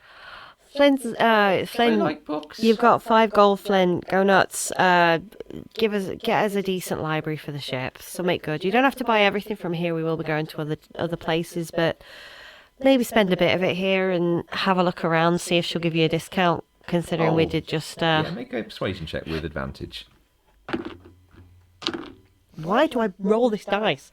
7. I mean, I do very much appreciate the work you've done, but I have just given you 200 gold. I'm sure that you can afford to spend, Yeah, I'm just a giving couple of Erebus 50 gold. I give Azanis 50 gold. I take 50 gold and I give Flynn 50 gold. And I'm like, thank you very 50 much. gold. yeah, 50 Thank gold. you. That Thank you is very a much. good number of golds. It is, but he also has 5 gold anyway from Sparrow. Yeah, I never added that onto his inventory because it was intended to be spent like straight away anyway. Oh, so- yeah. Is it alright if I stay behind for a bit while you head back from the ship and I'll just get some books? It might take me a little while to pick. Flynn, Yeah. Flynn, try and get some books from the top shelf. He kind of looks. I'll try. I do nudge the Asmar a little bit. I'm like, he likes his smut. I like romance novels. He likes his romance. Right, yeah. I don't know why she was about to go very West Country there. I think I understand. Yeah. Yeah. And she kind of starts walking over to some shelves with Flynn. You just sort of overhear the conversation, basically, of what kind of genres do you want? Do you want fact, fiction? And yeah, she kind of starts discussing with him sort of options for which books to stock up the Endeavour library with. Yay. Do you want me to stay with him to help carry them back? Or... If you could, as long as I'm not expecting anything from the pirates just yet, but I still would like everyone to go in pairs if we can, just for the moment. So Makes sense. Erebus and I will go look and see about guides, and we'll meet you back on the ship as and when you're finished. So what sort of time of day is it? It's probably kind of very late afternoon, early evening at this point. All right, what time was your rendezvous? I don't remember them actually giving a time, did they? No, they just said come to the Spire's Light later. All right, go. We'll finish our business. We'll reconvene back on the ship. I need a chat with Rahija, and then we'll go see about your meeting. Okay. Okay. So yeah, we're heading to Kimberwick's. Okay. Everyone heading to both of you heading towards Kimberwick's, or? Yeah, I think we're sticking together. Okay, cool. So you make your way all the way back around to where you pretty much just were. Yep, that's that. God damn it. Yep. Okay. So Sparrow's got a concussion, it's fine. And you arrive at this very large, again, log cabin construction, tall sort of A-framed building, as opposed to most of the residences and stores, which are kind of quite sort of lower, less tall in their builds. Mm-hmm. There's a kind of large penned area, sort of branching off to the side, in which you can see a number of kennels out in the snow, and then sort of on the other side there's a sort of open area with a number of sleds and what look almost like sort of horse-drawn carriages, but ski mounted rather than wheeled. And as you head inside, a very strong animal smell kind of hits you as you enter, and you see inside.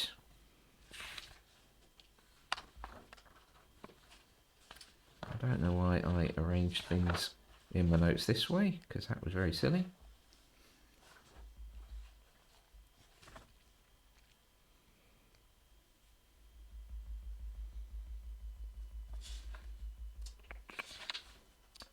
Yep, that is me being an Aegis. Just bear me a second while I get my World Anvil page up. So I didn't make a note in the on my actual session notes as to what race the folks inside are. Okay. I've got their names, but I can't actually remember what.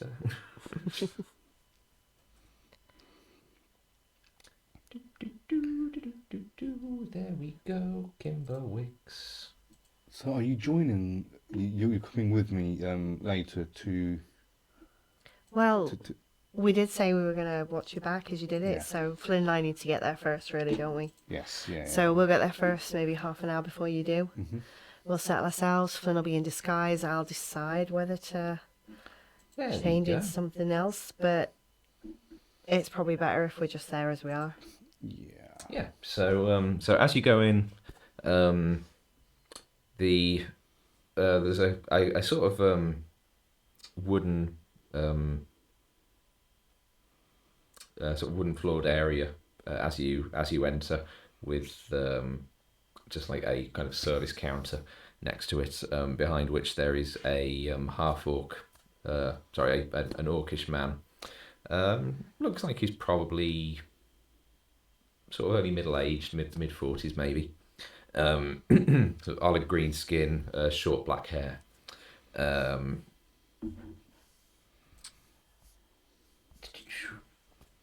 Sort of short tusks emanating from the lower lip, and he is kind of dressed in heavy furs.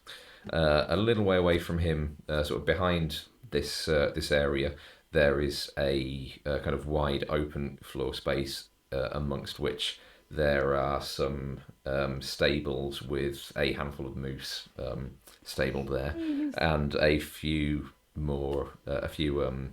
sort of large, not wolves, but definitely wolf-like dogs, sort of just roaming around quite comfortably. Moving around amongst those, you see a halfling woman, by human standards, probably about 30 years old or so, curly hair, again, very similarly dressed in thick furs, and she is just sort of tending to the animals behind the orc. As you approach, he kind of looks up. Yes, welcome to Kimberwicks. How may we be of help? Well, we're looking to acquire or rent out like transport. We're heading into the Wolf's Teeth. We're looking after a missing climber. I don't know if you've heard anything. Did you happen to give anyone sleds or anything a few weeks ago? No, climber. Is it Deswyn. Desdine? Yes. Yeah, Deswyn. Yes, human. With I think he had 2 others with him. Is that right? Yes, I remember one guide he had managed to hire. Yes, he came in asking for hiring of sleds, dogs. We could not come to agreement on price, so he said he was going to set off without. Told him it was foolish, but he went on foot. Yes. Given the terrain. It's not unsurvivable, but Much harder? very much so. And just from behind, you hear the halfling just sort of shout over, "Yeah, he was a fucking idiot." So how long will it take to get? We know it'll be about a day and a half already. We know how it's a day and a half. Was it? On So- foot. I'm not intending to go by foot. No, I'm just wondering how long it would have taken them to get there. Yeah, she sort of finishes tending to petting a couple of the dogs, and she kind of comes over and sort of moves to the side of the desk. She goes, "Yeah, I mean, it's about a day and a half if you're taking dogs. They're a little bit quicker. If you're taking the moose and carriage, they're a bit more comfortable going, but a bit slower. That'd probably take you more close to 2 days than 1.5. I mean, if you're walking it like that damn fool did, then you're talking about 4 or 5 days minimum." When did he leave? Oh, this was a good few weeks ago. So he's definitely pretty deep in at this stage. Do you know where he Yeah, went? probably 6 foot deep in by this Well, we're not going to speculate about that. Our job is to find him. Don't really say what condition he's to be in, but do you know what he was going out there for? Did he say? I just seem to be one of these weirdos, like climbing a mountain because, quote unquote, it's there. I mean, we're Skyfarers, so we that's our lives, really. All right, then. Do you mind if I just have a chat with your, and I just gesture to the dogs and the moose and everything else. Do you mind if I have just a conversation? Make a persuasion check. Oh, for fuck, that's a 7 again. Why do I just roll 7s? Look, greatest respect to you. You've just walked in. I don't really know you. If you want to hire some of our animals, you can talk to me or my husband. I mean, it seems a bit disrespectful considering they're doing the work. They are well loved. They are well cared for. All right. Is there a reason you don't want me talking to them? Oh, it is. Yeah, because you've just walked into our business and we are the business. Look, All once right. you've hired them, you can talk to them all you want on the way out there. I mean, is But if you want to make an arrangement, we're the ones you make the arrangement with. All right. I'm just making sure they're being treated well. Like, they look like they're being treated well. I just like to chat with them, honestly. But all right, fine. Just feels a bit disrespectful considering they're watching us and.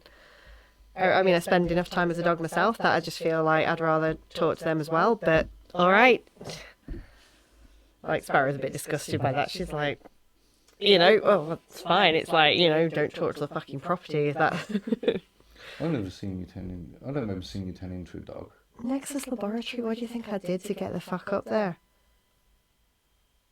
I was a wolf for like most of that. I can't remember. It was a long time ago. Yeah. All right then. What would you recommend then? Dogs, moose. What would you recommend for getting there? Orc sort of pipes up. How many in your group? We're probably looking at maybe 4, 5 at a push. 4 or 5. I'm thinking for coming back more than anything else. I Or 2 in a You small could- chap. You could just about get 5 onto dog sled. All right. If any more than that, would recommend carriage. It gives you more space. Also, is more expensive to hire carriage, but it's also, even if smaller party, it gives you more protection from the elements. You are very much out in the snow and the wind on the sled. At least only the driver is outside with the carriage. How much are we talking? For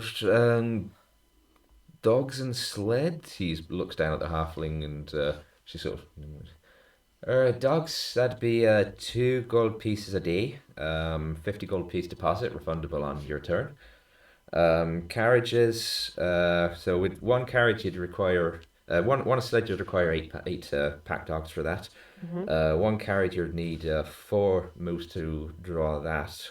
That'd be 5 gold pieces a day, 150 gold deposit, again refundable on return, as long as obviously we would like our lovely beasties returned in one piece and the sled/carriage as well.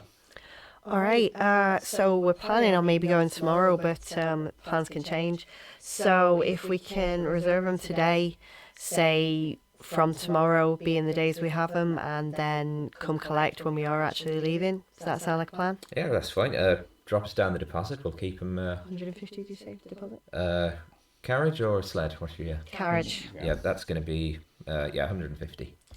All right. Sparrow drops. Do you want some of that gold you just gave me No, back? Flynn. I'm absolutely fine, Flynn. Oh wait, I'm not there. I'm book shopping. No, you are book shopping yet. All right, I hand over the gold. It's almost like I can hear him Wait, talking. I forgot I have a sending left. No.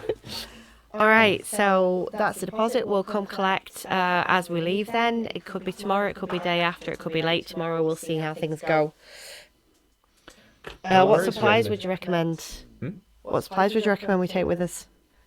You mean to feed the moose, or that just was- in general? Bit of both. Both. Well, I mean, for the moose, they like we have sort of a high protein sort of OT mix for them. We'll supply that All right. with. Just make sure they get some fresh water, which just Easy melt enough. some snow. Yeah. Aye. In terms of yourselves, some kind of means to have a campfire. Obviously, you've got the option of sleeping in the carriage. It's a bit more cramped, but you're protected from the elements. Don't start a campfire in there. We would not appreciate that. Is there enough trees around to get some firewood then as we go? Should be on the if you're taking the sort of sensible route to the Wolf's Teeth, and yeah. I'm glad you brought that up. How do we get a guide To maybe get us there? probably best bet you'd be pay a visit to the Empire's Den. There's usually plenty of folks in there, either locals just looking to make a few extra coin, or if you're lucky, you might actually find a professional guide. How do depends I find out which one's professional guide? Ask Uh, and hope. Yeah, pretty much. All right then. But yeah, apart from that, just make sure you got food, make sure you've got warmth, and We can deal with that. yeah, make sure, especially if you're going up a mountain, make sure you've got something to heal yourself up if anyone takes a nasty tumble. All right then. We'll see what's on the ship's reserves. Maybe make sure we've got climbing gear. I do already in my adventuring pack. Wait. All right. Thank you kindly for that. Then we'll be back to collect. As I say, might be tomorrow, might be the day after, but you've got a deposit. So Wonderful. Well, seeing as you put your deposit down, you're welcome to go chat to them if you. I shall, if that's all right. Yeah, I'm going to cast Speak with Animals, and How are you doing for spell slots? I have 2 1-level spell slots left. Okay. So yeah, now I have 1. So I sort of go over, but as I go, I kind of like put my hands out to the dogs as well. Just so like, afternoon. Oh, hi, friend. Yes, friend. Oh, friend. They just start sort of I'm congregating just around like, it. I'll just like give her all the scritches. Oh, thank you, friend. Yeah. You'll look happy. You'll look healthy. Oh, yeah. Treated well. Oh, Look, yeah. Like it here. Yeah. Okay, Nice, great. Nice. Yeah, we get to go out in the snow and we get really good food. It's yeah, nice. Yeah. Good to know. Good to know. I'm gonna go touch the big fellas if that's all right. Food? You got food? Not on me. Oh. Okay. Okay. Ask them. They'll have food. Food. you just hear. Yeah, I go over to the moose and I'm like, afternoon. Oh, hello. Hello. You up for maybe coming with me on a bit of a run Oh, where are we going? into the mountains? Oh, I've been to the mountains for a while. That'd be nice. Yeah. You're right. We're going to the mountains. Oh, hey, we're going to the mountains. Oh, that'd be brilliant. We haven't been to the mountains for quite a while. Do you remember the last time we went to the mountains? Oh, I think we went to the mountains, was it 3 months ago? Three months ago? I don't know. What's it like? Hmm? What's it like up there? Hello.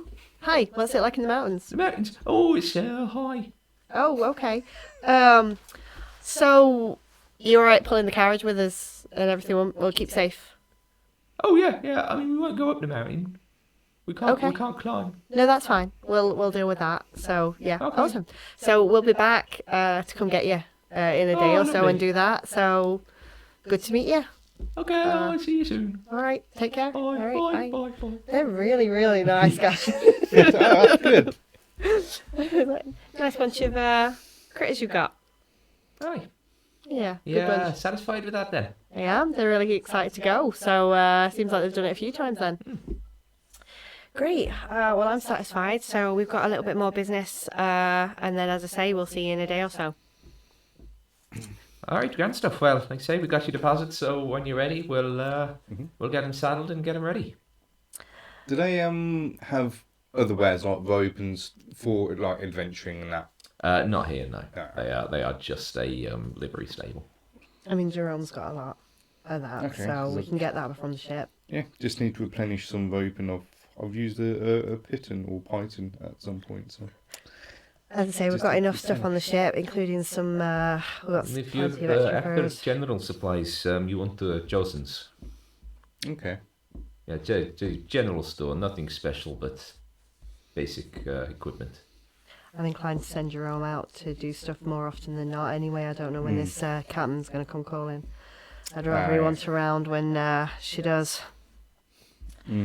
So I think as often as he can be off the ship for the moment, the better. Until that is sorted, yes. Yep. But I'm still in fucking pain, so let's go back to the ship. So hopefully Flynn and designers have got enough books to keep you happy at least. Gotta get some bookshelves to put them on, but we're all good. So yeah, headed back to the ship. Yeah, you make your way back. You do see next to one of the campfires just this little kobold in a wide brimmed hat just gives you an enthusiastic wave as you walk past. Hey. Rick, Ah, yes, hello. you said you put into the Skyfarers Oh, Guild. I did. I've read your letter. Oh, yes. I would have stood next to you when you read it. You did. You were. I was considering a little bit more. Would you like to just come and have a look at my ship? Oh, that would be wonderful. Let's. Thank you. I've got a bit of time. We'll we'll do your interview while we're up there. So come on, follow along. Okay. Yes. It turns to the kind of Goliaths and a couple of orcs that we've kind of gathered around the campfire. I'll see you soon. Bye. How are you in night shifts? I mean, I can stay awake if you need me to. All right. That might be part of it. But come on, we'll have a proper discussion when we're in the warm. Okay. Okay. So yeah, take you back to the ship. You wind your way sort of back to the docking place at the lighthouse. Can I keep my head on a swivel as we sort of go past the lagoon, just towards the Tempest Fury? Just do I see any sign of their crew? Yeah, make a perception check. Well, I mean, it's a big ship with a big crew, so it's like you see there are individuals milling around on deck. All right. So Do I is there... see the captain Yeah. specifically? Natural 20. Natural 20. You don't. She's not like sort of stood by at the edge, like looking out over the town or anything like that. But sort of as you kind of look up as you pass, you do see what looks to be the sort of wild sort of black mane and the sort of mossy green skin and the long brown coat of Captain Stormweaver, and she just seems to be doing something on deck with the rest of the crew. Just sort of general day-to-day seafaring, sort of prepping things against the cold. Okay. Since the speaking to coming from the bathhouse and making contact with the Crimson Eclipse, has anybody else been following us, or Make a perception check. just because they might be interested in who's been asking? Oh, it's 18 on the dice. Perception is +9 to 27. 27. No one that you've noticed. Okay. Cool. Okay. Oh, is that your ship? Yeah, that's us. The big gaping fucking hole in the side. That was. Yeah, you probably don't want that, really, do you? No. I don't suppose you've got any carpentry skills at all, do you? I can play the lute. That's fine. That's made of wood. All right. Maybe you and Flynn will. I'm sure you'll get on great. Yeah. We're working on fixing that. That's why we're berthed up here instead of down there. Just be a bit more subdued as we go past the dragon. Just we don't want to inadvertently cause a problem with him. Understood. Yeah, there's lots of dragons around, so. There is, but that one, and I point over at Yeah, him. you kind of get to the top of the stairs, like, Oh, that should be. Don't, no. Bit of respect. He's allowing us here, and we don't want to antagonize him. If Lunaris just like turn I over. don't want to mess around and hurt him. I think if Lunaris does like look our way, I'll just go over and just sort of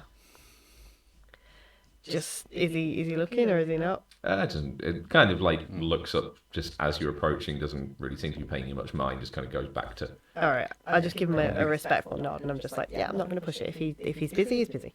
Rick, maybe not, like, probably best not to disturb him. Understood. All right, so we'll get on deck. Yours? No, he is not ours at all. He is very much his own dragon with his own agenda, I'm sure. His own hopes and dreams. I don't know about that, but I'm sure probably, aren't we all? Right, so when we get on deck, we've got two unusual passengers as well. You'll see them.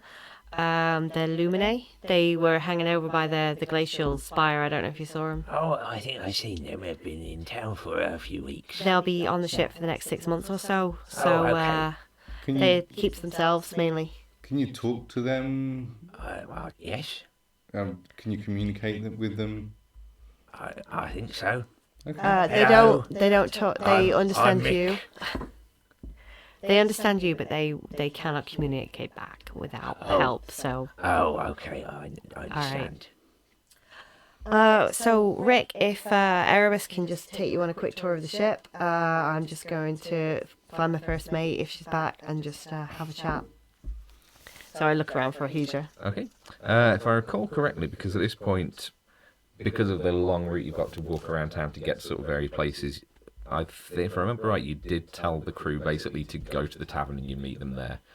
Pretty much go to the tavern later. And, Yeah. and at this point, it's probably 7, 8 o'clock at night. So yeah, Okay.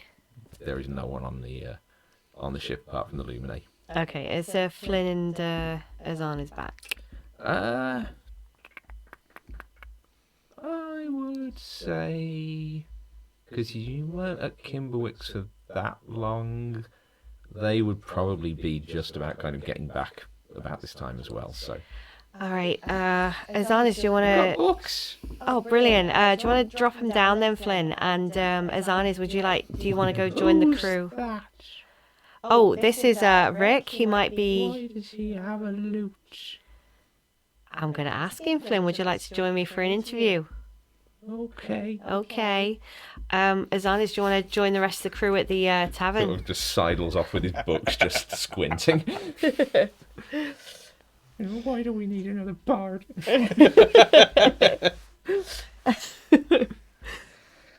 I don't know if you want to join the rest of the crew at the tavern, Azanis.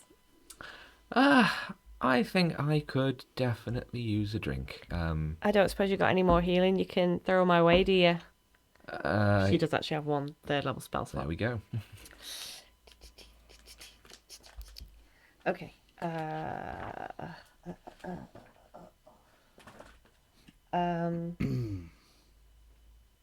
I'm gonna do a. Oh, I forgot I've got 3 teeth. Yay.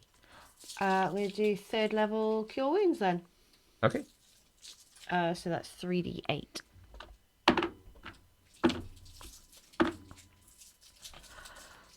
Oh, maths. 20.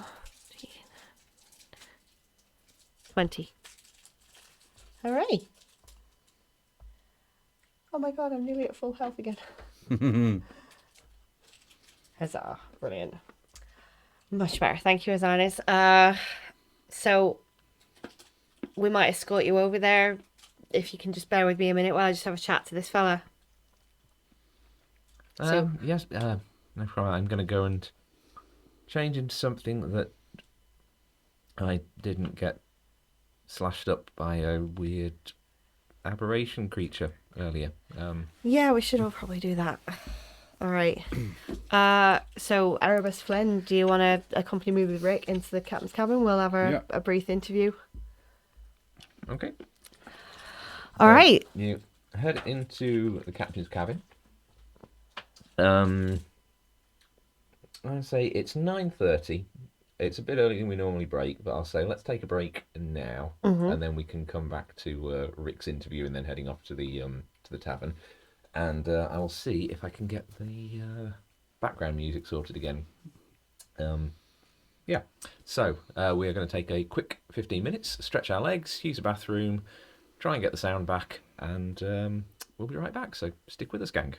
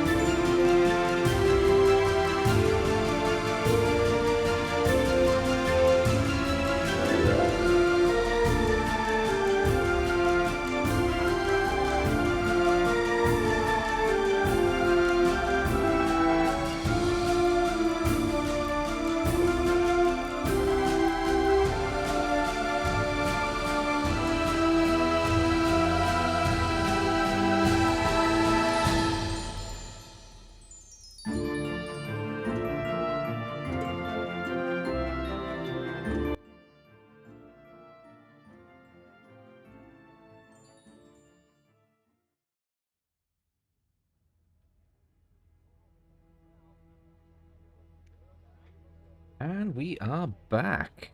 Bear with me just a couple of minutes, folks, as just waiting for everyone to get back to the table, having made coffees and whatnot. Do seem to have the audio issue sorted out. I think it was an issue with Bluetooth connection, and I think we are good to go now. We'll see. But yeah, now we wait and pray. So,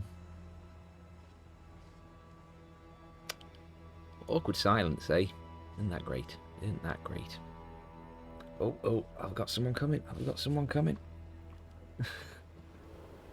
A wildly has appeared.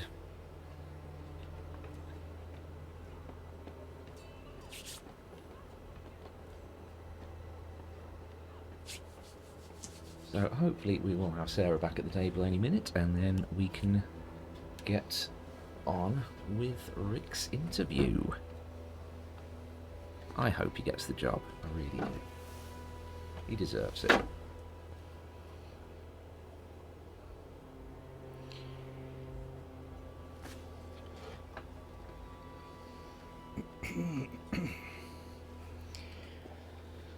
That's the good stuff. So while we wait for Sarah to get back, is there anything that Erebus would like to ask Rick?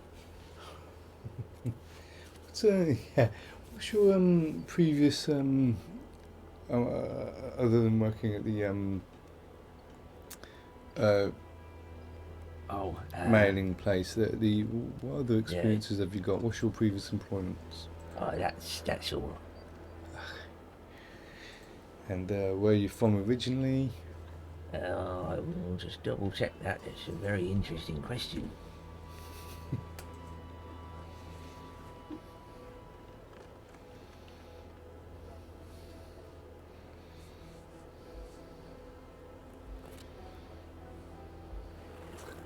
I am from Frosthope. Okay. Yep, I've never left my hometown before. I hear the world is very exciting. It can be very dangerous. Are you have you been in dangerous situations before? Well, there was one time at the couriers where there was some boxes which were piled very high and they fell over, but I managed to get out of the way. So you've never seen combat before? I've like watched. I've seen it at like the taverns and whatnot when they have like the fighting competition. I went and watched the clash at the Crosswinds Arena, the Frostfall clash last year. I saw combat then. That was very exciting. They have fighting arenas. Oh yes, I think it's tomorrow this year's fight event is on. Do you like books? They're quite good. I prefer music. Okay. Is Sparrow there while this is happening? Yep. All right, well, you seem enthusiastic. That's a good thing. Yes, very much so. All right, and have you've travelled far before or no? Yes, I'm from the other side of town originally, and now I'm on this side of town. All right then. Do you think you can handle a few weeks on a ship then, if it's new? I think so. It seems very exciting to see the world. It can be. It can be very dangerous. Do you understand the danger involved in this? And I was just saying, I have experienced danger in the past. How so? There was a very tall stack of boxes and they fell over and I got out of the way of them. Interesting. I'm nimble. How are you with the sight of blood? I've had paper cuts before. Okay. So the life of a Skyfarer is very risky. You can be maimed, you can be killed, we deal with storms, people get hit by lightning and that's it. You know, there's things out of our control. I mean, obviously we're a crew, we look out for each other, but are you prepared for that? I think I can handle anything the world throws at me. It's good you're confident. I'll tell you what, Rick. Would you like a trial with us? Have I done something wrong? No. I mean a trial as in we're about to go off on a job. Oh, It might be a good...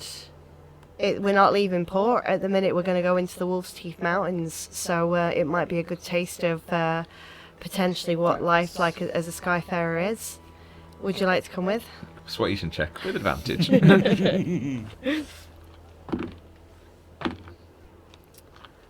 a 9. I was hoping for more to see the rest of the world in the sky. Well, that will come with time.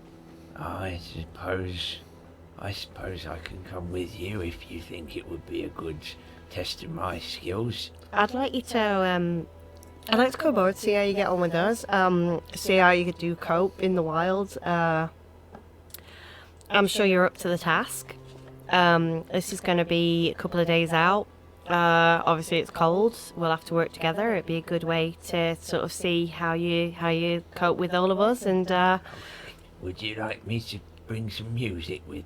We've got plenty of music. Thank you very much. Flynn here is our resident bard and morale officer. Bard. And morale officer. I'm sure that I'm sure the two of you will get on great and harmonise if you can. Oh, it's very nice to meet you, Flynn. Yes, it is. I'm sure you two can make beautiful music together. So Rick, then, we're going to be going, if not tomorrow, then the day after. Is there, whereabouts do you live so we can come and let you know when we're departing? I'm quite close to where you met me at the fire. So just ask around there then? Yes. Okay. So we will. And as I say, we might go tomorrow, so we'll bring some furs and we'll bring things for that. We'll bring some food rations as well. If there's anything you feel like you would like to bring, feel free. I'll bring my loot. All right then. So we'll see how you get on. We'll consider it a trial run, extended interview if you like. Okay, I look forward to that. Thank you very much. All right then. Right, we'll see you, if not tomorrow, then maybe the day after, just to be ready to go. Good night, Captain. Good night, Mr. Astley. It's very good to meet you. Yeah, he just heads out of the cabin. He's gonna fucking die. Boxes falling. What that must have been high, tense situation. He's naive as fuck. And none of us were ever like that? No, I fucking wasn't. You fucking weren't. Even Flynn here, he knew what he was signing up for. He's never even left town. No, he hasn't. He thinks travelling halfway across town is a long way. How old is he? Did not ask, to be fair, Flynn. Date of birth. 3166 with 3178. I mean, he's like 8 years old. How long do kobolds live? 11 days. Another 2 days, I think, from the sounds of it. Well, I mean, he'll have a bit of an adventure before he goes. So, in terms of seeing the world, he literally just wants to see the open sky for a little bit. Oh, fuck me. So we're taking him to die in a valley. That feels like it's the opposite of what he wants. I tracks. don't. I mean, he might have another 8 years in him yet. I don't know. This will be fine. It will be fine. Are we bad people for... No. Well, yeah, but I need to know that he's not going to be a liability on my ship, and the best way to do that is make sure he's not a liability on the land.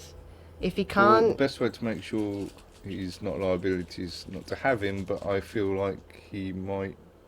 I want to give the lad a chance. Yes, yeah, he might be, and not taking anything away from Flynn, he might be entertaining also. I'm entertaining. Yes, you are. You are, Flynn. You All right. What I need is I have a someone. trumpet now. Oh no. Look, all I need. We took it from a dead man. Oh my god. Basically, I just need someone to take over the night watches. If that's his idea of a dream job, that's his idea of a dream job. I can't Vasama do that. She doesn't need much sleep, right? There is that too, but It's good to have contingencies. shift changes and things. Oh, I had those once, like in my ankles. All right. Next order of business, we're gonna go soon. Erebus. Yes. Do you know what you're gonna say at this meeting with the Crimson Eclipse? I have no idea. Then maybe we should get a story straight. Well, I'm thinking I had it in my head that it was a tavern that we were meeting, and it's not. It's a bunkhouse. Mhm. So there's no way for me and Flynn to just casually hang out there for half an hour without looking really fucking suspicious. So the only way I think we can help you with this is if I'm. It's gonna sound fucking awful. If I'm on you. I'm not sure I'm comfortable with that. I don't think Marin would be either. Oh, fuck you. Don't flatter yourself. I mean, I can be a mouse, I can be a lizard, I can be whatever small little critter thing can be concealed somewhere on your person. How small Oh. can you go, Flynn? Wait, what? Well, I can cast reduce on myself, which would get me down to about 1.5 feet. That's still pretty noticeable, isn't it? Yeah. What were you going to say, Flynn? Nothing. I forgot I wasn't there at Kimberwick, so it doesn't count. Okay. Alright, then the plan might have to be that Flynn, you keep watch outside. Mhm. Settle yourself at one of the campfires that seems to be around. Maybe start playing some music. And then I if can we... do that. I'm a musician. Yeah, Flynn, you're a good one. Fucking good one. So, I think if Flynn sets himself up outside as backup, he sets himself up just entertaining, having a bit of fun. You and me go in. I'll be... Have you got anywhere I can be concealed? Well, a lot of my clothes are kind of skin tight. Yeah, I noticed. I think it's a very daring look. Daring's definitely a word, Flynn. Do you think it accentuates all my assets? You can certainly fucking see him. Alright. I mean, budgie smuggling aside, what You're about... turning into a budgie. It's... What's I a don't know. budgie? It's a turn of phrase from Brassica. I don't... what about if I just settle myself in your hood or something? Round the back of your neck, if you keep your hood up. Sure. Alright, I can be a mouse. That's probably a good way to go about it. I won't interfere unless you get into difficulty, but I'd rather you didn't go in alone. Yeah. What are you gonna say is the important part.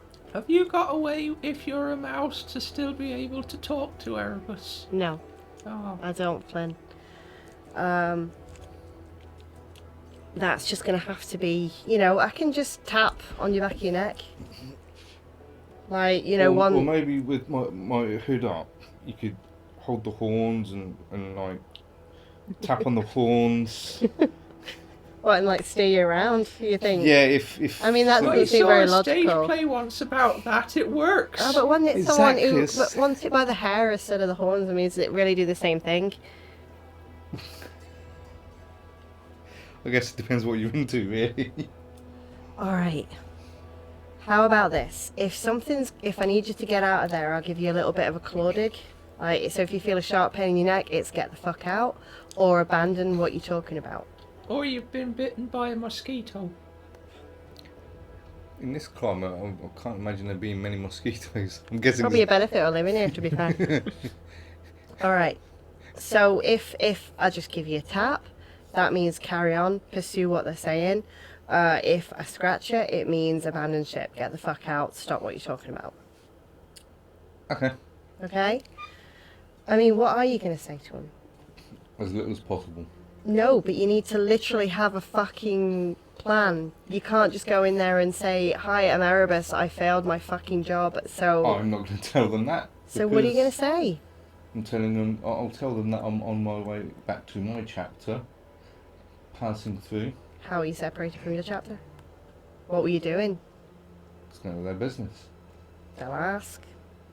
And I say, I'm not going to tell them anything until I. Because it's none of their business. Alright, let's pretend I'm then. So why are you seeking us out? I'm just looking for somewhere safe for a couple of days to get back to my chapter. Is that usual then? You go look for a local chapter and you hit them up for a little bit of, I don't know, companionship, somewhere to stay. What if they say, great, you can bump with us? Are you going to just go and stay there and then we'll have to go off this climb on our own? Give them a reason as to why you're with my ship. Well, you'll be giving me passage back to my chapter, and you're staying here for a few days, so I'm checking out the area. Alright, and you just thought you'd reach out because you recognise the signs that there's a chapter here. Mm-hmm. Alright, I can't pick fault in that. Simple. I trust you. Know what you're doing. Just interested to see how they do things differently from my chapter while I'm in town. Alright, so where we need to go, we'll see Azanis to the rest of the crew at the tavern, and then we'll go and we'll deal with this. So you're basically going to tell them that if they need you for anything, you're on the Endeavour, and if you need them for anything, you just want to know that you're welcome and where. Because yeah, if we come out of this, I'd like to know where they are based, if we can. We might not be able to do much about it before we leave for this climb, but I'd like to know as much about it as possible before we can go. So anything that you can get them to let slip, but don't prod too deep. Nope. Do you need me to do anything apart from just stand by a campfire and play some music? If you have any sendings left, maybe. I don't. I used all my spells.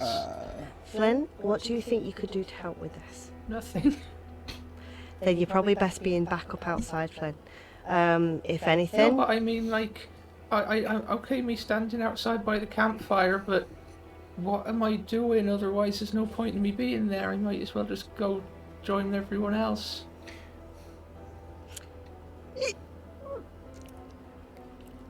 Yeah, but... I mean, would you rather just go to the tavern, Flynn? I mean, I'd rather help. I just don't think there's anything I can do. I mean, I want you there just so if you hear any problems coming from the inside, maybe you come in and help, bring help, do what you can. Create a distraction for us to Distraction is good. get out of there. Maybe if you make some friends around that campfire, persuade them to come help. Firebolt, I can burn the place down. I like it. We'll do that, Flynn. So if you hear screaming, shouting, me yelling, fuck it, Flynn, get in here and burn the place down, that's your signal to come help. Okay. Okay. Okay. I can do that. You don't have any sendings left though, No. you said. Alright, that's I fine. don't have any spells left at all. Alright, Flynn, Firebolt is you're a powerful wizard now, I Flynn. am. And burning the fucking place down, I approve of that. So Last yeah. resort, though. So be outside, Oh, just okay. keep half an I eye. will only burn it down if I personally feel there is no other course of action. I like that as a plan. Maybe watch the door, take note of who comes in and out. What? If I stay within 120 feet, I can use message. Even better, Flynn. So maybe check in with me every like, I don't 10 know, minutes. every 10 minutes or so, and Okay. if you get no reply, we're fine. If you get a little squeak, that means fuck help. I mean, you could just talk. But I'm gonna be a mouse. Yeah, but you can still talk in like a message spell. Oh, it's in my brain. Yeah. Then yeah, I'll let you know what's going on. I need to look up what the fuck message is. I know it's a cantrip, but I think if it's what I think it is, but I'm not sure how it works exactly. All right. Actually, no, you can't. No, you're right. I'll just hear a squeak. All right. Squeak means trouble. Nothing back means we're Manic okay. squeaking. Manic squeaking, yeah. All right then. So let's see Azana's to the tavern. Actually, no, I'd rule that you can.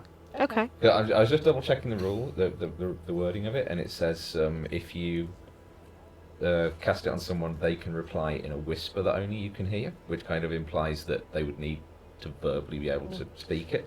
But that would clash with what we've established with the fact that the Luminate can do it, because they don't have verbal communication. So I would say as long as you're able to consciously articulate the thought that you can. So yes, I will allow that Okay. you can communicate back in mouse form. Yay.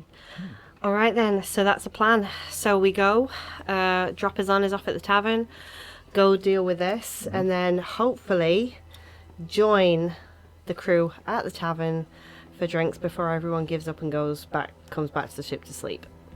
Yep. All right, let's go then. Okay. So we go and find Azana's then. Yep, she's just sort of getting geared up into, not like going out clothing, but just something a bit more casual than the kind of the hide armor that she'd been wearing earlier. Still got sort of a heavy, like fur sort of throw over her shoulders. So are we? Headed to the tavern. We're gonna see you there safe first with the rest of the crew. You're not joining? We've got a job. Yeah. It's not a paying job, but it's a job that needs doing. The assassins that are set up in town, we're just going to find out who, where, what, why, and how. Okay, are you sure you're in condition to? So I know today was quite rough on us all, wasn't it? Are you? It's hopefully just going to be this one having a chat with some old friends. Very well. Well, yeah. I mean, if shit hits the fan, we'll just get out of there. We're not looking for a fight. I've still got things I can do. Not spells, but I've got fucking swords. Oh, I have one spell. I've got my swords. I've got most of my health back, so I'm feeling spry. I could go another few rounds. I have my wit and my charm. Well, hopefully that will be enough. We'll be joining you at the tavern pretty quick. I don't know how long Erebus wants to chat, but we'll join you at the tavern as we can.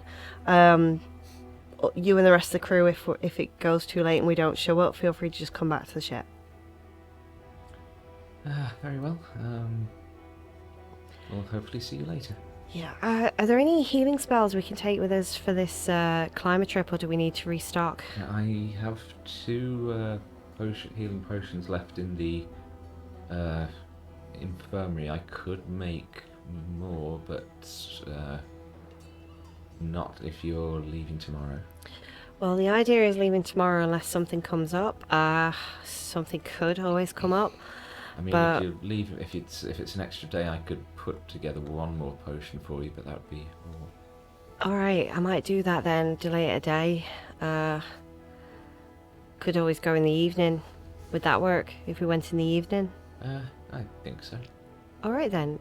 If we can do that tomorrow, then that sounds like a plan. We'll aim to leave before nightfall. At the very least, get into the mountains before we have to stop for the night. But I think that might be best. We need to let Rick get his stuff together, get some more supplies for us, and I just need to make sure that Jerome's. You're taking the young kobold? He wants to be a Skyfarer, and the most danger he's been in is a couple of boxes nearly falling on his head. I'm going to take him for a run before we take him for a run, if you like. Okay. Okay. I mean, I figure if worst comes to worst, it's dangerous. He can guard the carriage. Well, try not to undermine his confidence too much.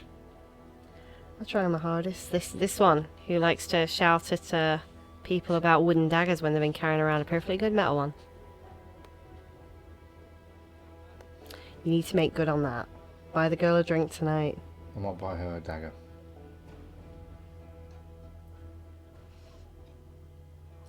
Well, how you show affection is how you show affection. That's fine. We'll deal with that later. Come on, let's go. So yeah, start walking. Okay.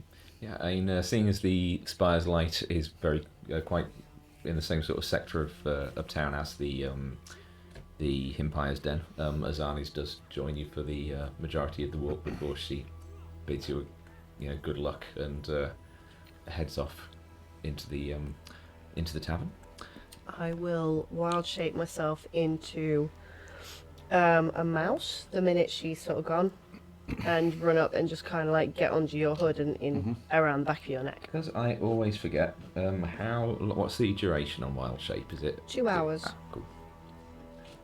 It's a very weird timing, that, isn't it? Everything is usually either an hour or 8 hours, and that's why I keep forgetting it. Is because I can't think of anything else which is a 2 hour. Is it to do with the level of druid you are or something? I don't know. I just know that I can only do it for 2 hours. Okay, yeah. So Sparrow wild shapes and The mouse is bright red, by the way. Sparrow, can you hear me? I can, Flynn. Can you hear me? I can. Great, Flynn. So Erebus, can you hear me? Yes. I can hear you. Good. Okay. Erebus, can you hear Sparrow? She's squeaking in my ear. Sparrow, can you hear Erebus? I can, Flynn. Okay, everyone can hear each other. That's nice. All right. I mean, Flynn was told to sort of go find a campfire, so does he do that? Hopefully. Looking around as you kind of approach there are plenty of these fires around.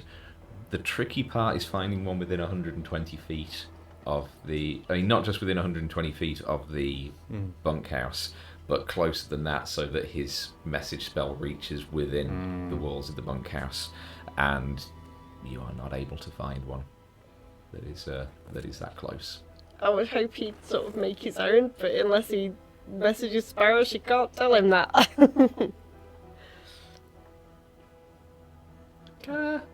I can't find.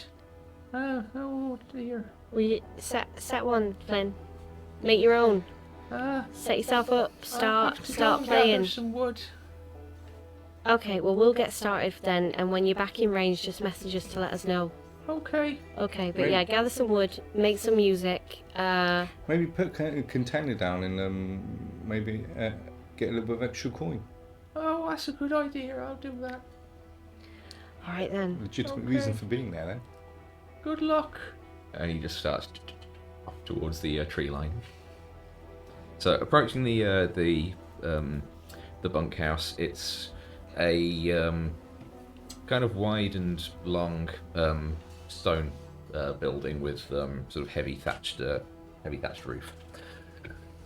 There is a set of stone stairs that rise up just like a foot or so to a front door. There's a sort of soft orange glow of like oil lanterns just emanating out of the windows on either side of the building, and a sort of very well trodden path in the snow leading from the front door out to a couple of outhouses that are outside.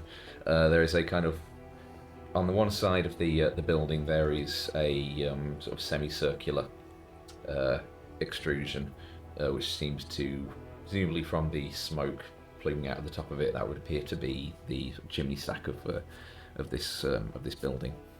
And there is a sign hanging outside saying the Spire's Light bunkhouse, with another sign hanging off the front door that says no vacancies.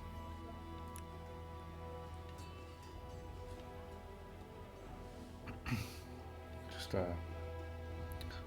walk in. Okay, yeah, you head up the stairs, open up the door, and in the immediate area beyond the front door there is a small, about sort of 10-foot square chamber with wooden walls sort of set up, partitioning it. There's an open doorway. There isn't actually a door in place, but there is an open doorway leading to what seems to be a large communal area through there. Just to the left of that there is a small desk set up, and there is a figure sort of sat behind the desk with a very small sort of oil stove set on his desk, which he just seems to be sort of huddled over. It's a human man. Looks like he's probably about 50 years old or so. Very kind of lined and sour face. Someone with more frown lines and smile lines.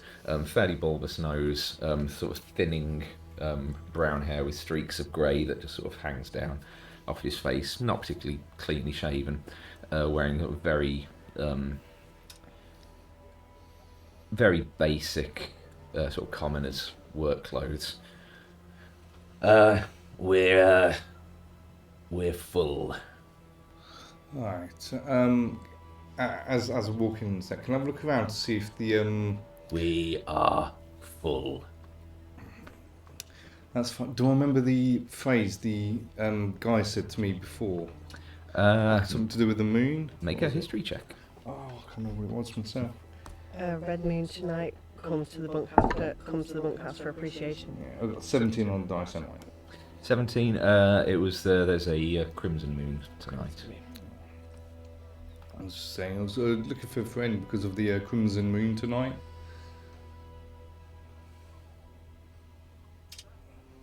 Which friend? And I'll describe the person who approached me when I came out of the bathhouse. Okay, he sort of nods.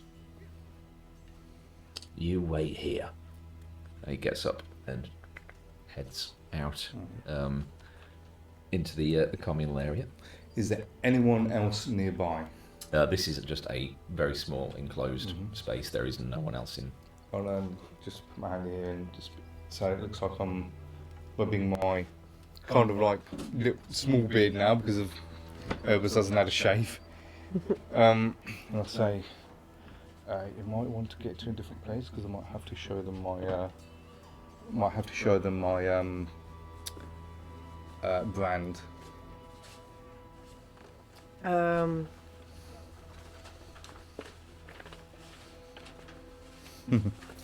Are there any, like, Sparrow's going to peek out? Are there any, like, shadowy areas around? Yeah, I mean it's not particularly well lit in this sort of foyer area. There's just a single oil lantern on the wall behind the desk, and then the sort of faint glow coming off the desk person's little stove.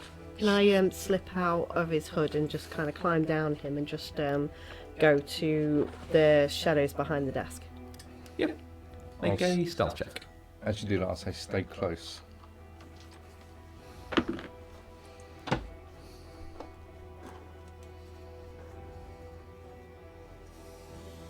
$18. Okay.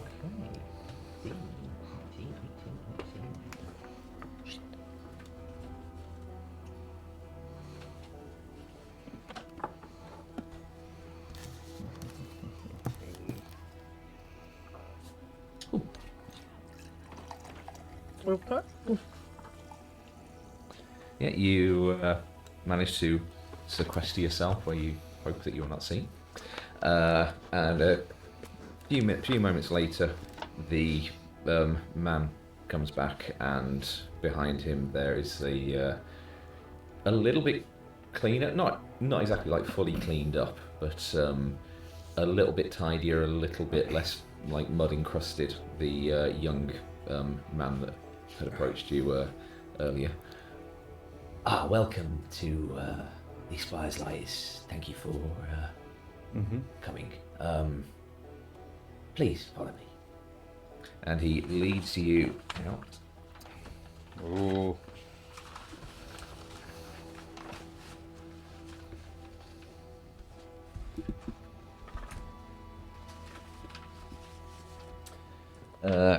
Sort of through into the wide communal room.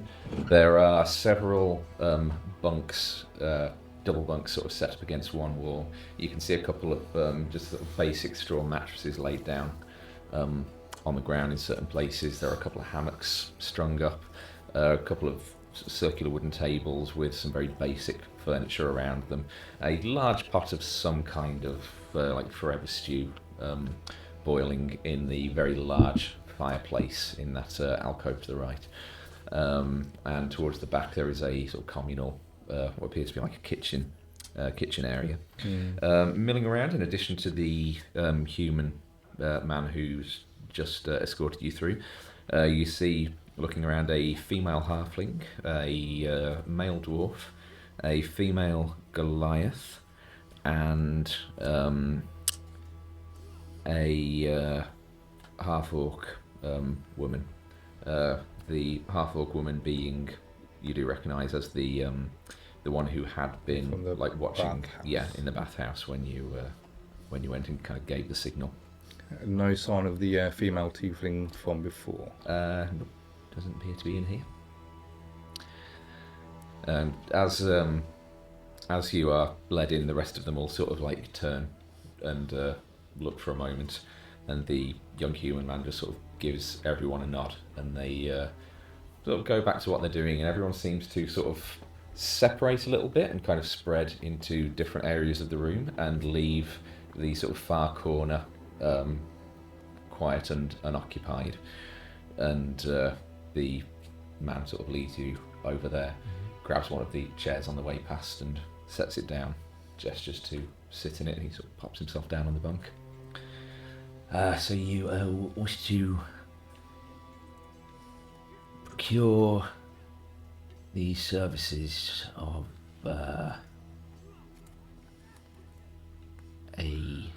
an organisation? Do you have a problem that needs taking care of?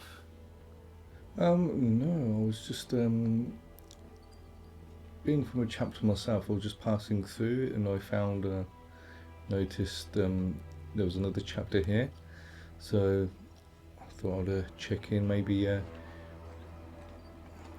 see how you do things compared to my chapter, and maybe get some notes to improve my. He turns to everybody else gathered up and shouts something out, which you would recognise because it's in Thieves' Cant.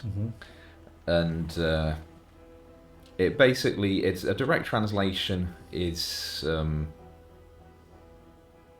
difficult to come by, but it basically boils down to bolt the doors. You're with us. Where's your mark? I'm saying Thieves' Cant. Yes, I am, and I'll show him my brand. Yeah, he sort of pulls down his shirt slightly, and there's sort of a branding on his chest. So I'm just heading back to mine, and I noticed there was another chapter here, so I thought I'd just check in and. Thought you'd check in. Get some tips. Just because. Wait there. Just because. Wait there. And he walks over to the kitchen area, and there is a trapdoor in the floor which he pulls up, and you see as he descends a set of stone steps. What is Sparrow doing during this? I think she'd watch as they led Erebus through into the other room. Does the desk clerk go to the desk again? Yeah, he does return to his seat at the has returned to his seat at the desk now. And they shut the door. Do I hear the bolts? There isn't a door in that doorway. It is an open doorway. Okay. But a minute or two after Erebus has been led through, you do hear something shouted in a language you don't recognise, and somebody does come through, and just sort of deadbolts the door. The the door front leading door. out. So can I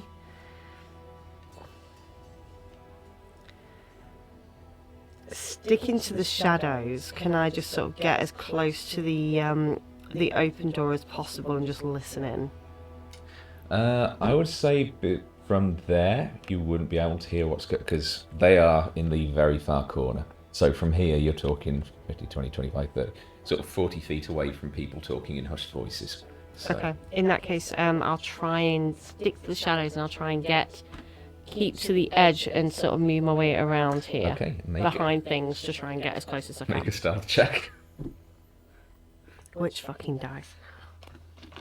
All right. Come on, please. Oh. Inspiration roll. If ever there was a time. Ooh. Did not actually need it.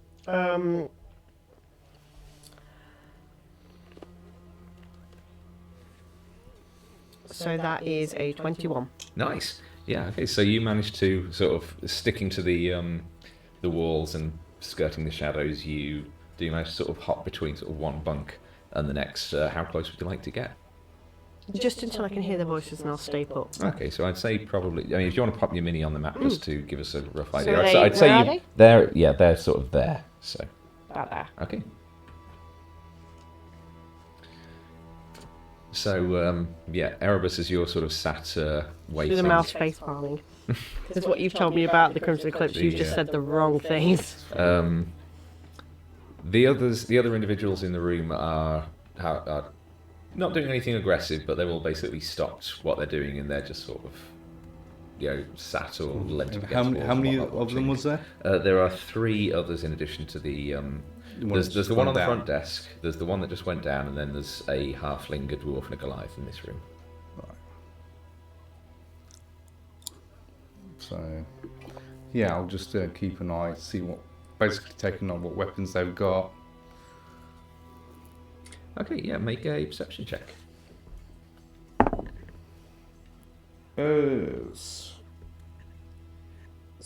17. 17. So looking, kind of casting your eyes across them, the halfling seems to have a short sword on one side of the belt and a dagger on the other. The dwarf has a pair of daggers on his belt. Goliath, you don't see her with any weapons like equipped or on a belt or anything like that. After a painfully long wait, the hatch opens back up again. The human man exits, doesn't come towards you, just kind of heads off into a different corner.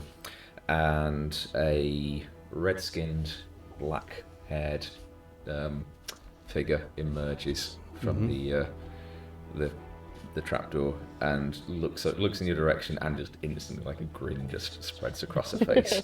It's your girlfriend. She kind of comes over. She goes, "I knew there was something interesting about you." And I take it that you're the chapter master. Alas, I do not have that honor. Ah, okay. I was hoping to speak to them. Oh, believe me, Master Casimir definitely would like to speak to you. But I'm he guessing said- I've never heard that name before. Casimir. Casimir. Have I heard that name before? Nope. Okay. So, what wonderful happenstance. Come. And she sort of links an arm around you and yours and leads you towards the hatch. So, are you here on business? And pleasure. Ah, yes, it is wonderful to take enjoyment in one's work, is it not? Absolutely. Make a deception check. Damn. I want to use my inspiration, but I might want to save it as well. I have to declare it beforehand, don't I? Yeah.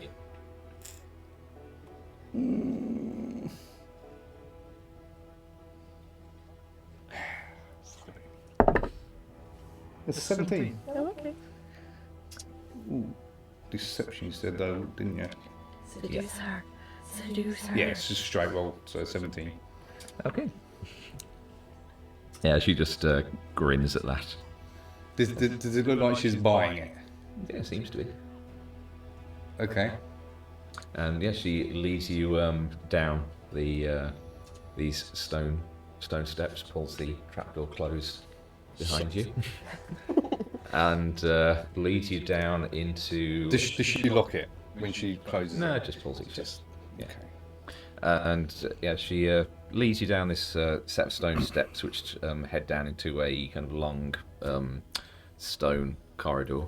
It's surprisingly warm down here. There's almost like through the architecture of the of this place, it's almost like the heat from the fireplace kind of diffuses through the stone of the construction and makes it wouldn't exactly say comfortably warm, but compared to the rest of Frostholm and some of the other buildings you've been into, it's it's certainly more hospitable. There's a long corridor down which there are several sort of doors off to the right-hand side. At the very far end, there is a large set of arced double doors, and she kind of leads you short way down the corridor, where on the left-hand side there is a set of sort of carved rosewood double doors, which she knocks on and opens the door. Inside, a fairly nicely decorated sort of chambers. This appears like this is like directly underneath where the sort of cooking station is in the floor up above, as there is a large ornate fireplace set into the wall alcove just directly ahead of you. To the left as you go in, there is a large wooden desk, behind which is a tall figure, palish grey skin, sort of long black hair, dressed in sort of black leather armour. It is the figure of a drow man, and he looks up and says, "Thank you, Callistia. You may leave us now. Please come in, brother." I'll step in. Forgive me, I'm aware you have been allowed presence this far, but if you would be so kind, I would like to see proof of your membership, shall we say. And I'll show him. Okay. Oh, I forgot. There we go. Background music for the bunkhouse. He kind of gets up from his desk, and he walks around, and you just sort of feel his fingers sort of on your back as he inspects. Can't say I particularly approve of the little embellishment on there, but each to their own, I suppose. Oh, why not embrace your job and enjoy it? There is nothing wrong with enjoying one's work, but defacing one's mark, some may see that as a little disrespectful.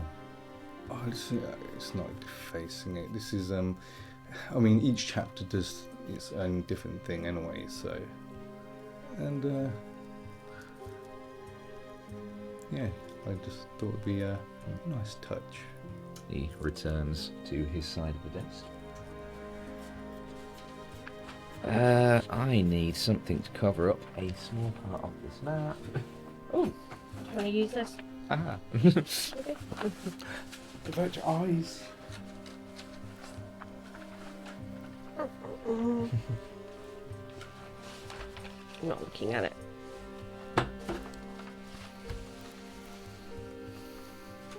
Yeah, as you have been led into that office there. So, I understand you're here to check out what we do? Not necessarily. I'm just really just passing through, and noticed there was another chapter. Well, whichever chapter you're from, at least, if not, and he sort of gestures to your, like in the direction of your mark, at least if they do not practice discipline, they at least practice vigilance. So are you on the way to a job, on the way from a job? What is it you require of my chapter? On the way from a job. Just got got passage on another ship, just enjoying the journey home while they And where is home for you? Sorry, you have my name.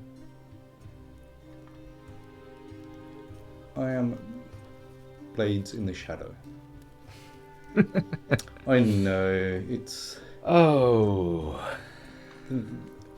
the name. tell me, where are you from? Forgefire, Miragora, Cinderfall? Miragora.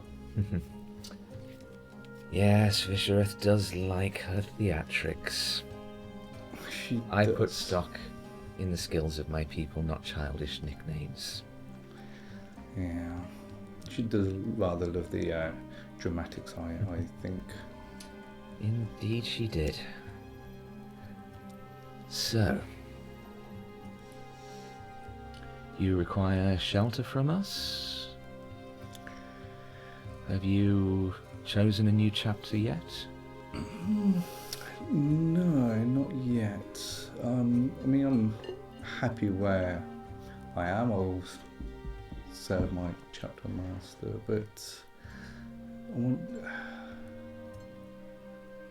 Tell me, little blade, when was the last time you were home?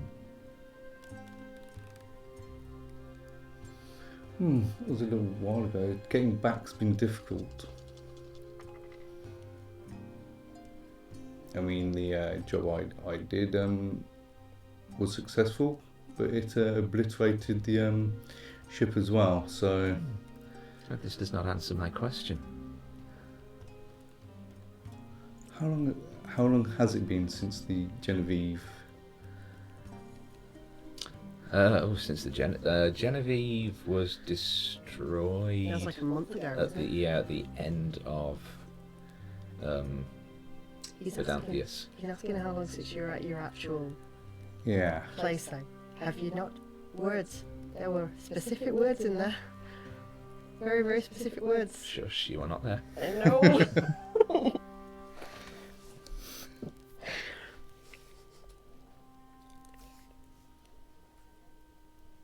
Oh, Yes, it's been about sort of 5 weeks since the Genevieve was destroyed.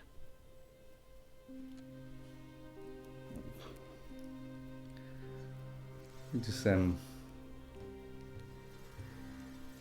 just on my way back. No,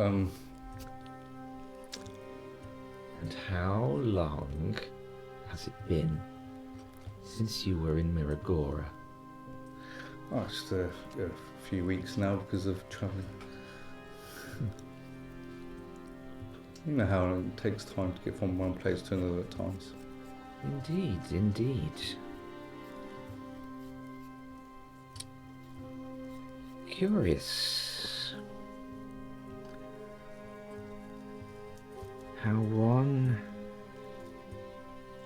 who was in the Miragora chapter house just a few weeks ago would not be aware of its destruction.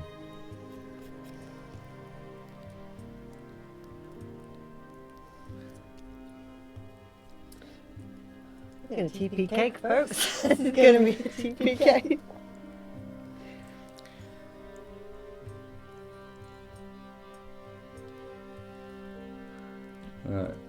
So what do you know of it then? I know that it was destroyed. I know that it was destroyed approximately a month and a half ago. And now I know that you are not from there. I do, He pushes the chair away, gets to his feet. Make your next words count, Blades in the Shadow. I'm definitely from there. The Cruel Darkness was my mentor.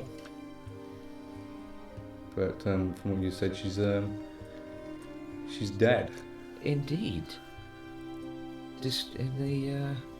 Well, not dead, but certainly will be wishing she had been killed.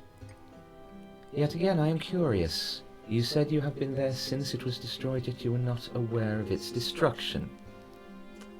Well, He's I did. resting a hand on the hilt of his sword now. I did take a trip to the Fae realm. I did get mixed up in some Fae realm stuff, and time there is. Make a persuasion check. I might use my thing for this. Yeah. Why lie about things you don't have to lie about? Why not just say, oh, 2 years? Why not just say 2 years? Yeah, inspiration, yeah? Yep. Yeah, it's only 6. Fuck me, we're gonna die. Yeah, We're probably. gonna die.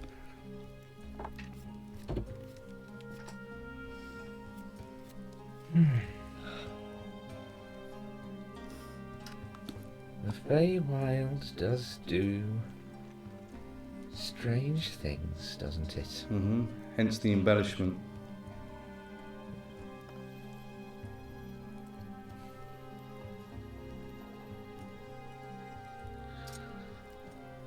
So, I believe you when you say you are of the Ishareth chapter. I think there is more to you than you are letting on. But out of respect for the master we both serve, I will allow you to stay. I will not allow you to leave unsupervised.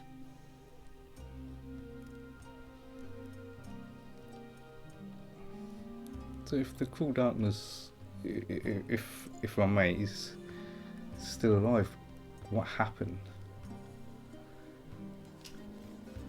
Make a persuasion check.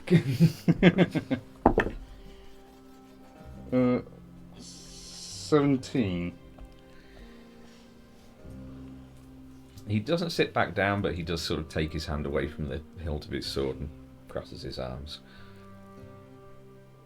From what I have heard, I believe it was a pirate attack upon their chapter house. And as far as I am aware, there were not a great deal of survivors. However, the former chapter master has been left to answer to the patron. It is, after all, her negligence must have contributed to the chapter's downfall.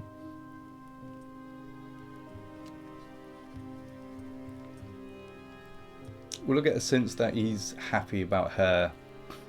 Make an insight check.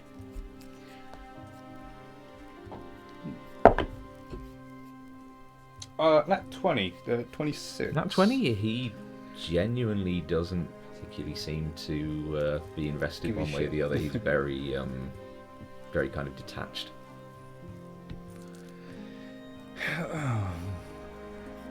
I'm glad somebody done that bitch over, because I don't think she was a very good chapter master anyway.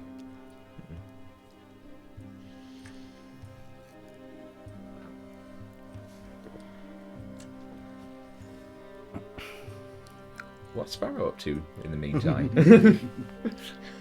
I think, given... Sparrow! I found some quite good kindling. I'm about to start setting up a fire. Alright, Flynn, I'm going to try and get back out to you, because I don't think there's anything I can do in here. Wait, you're not with Erebus anymore? No, Flynn, sit tight. I'll be coming out in a bit, okay? Just carry on with the plan, make the fire, start some music. You're all good. Okay. Alright.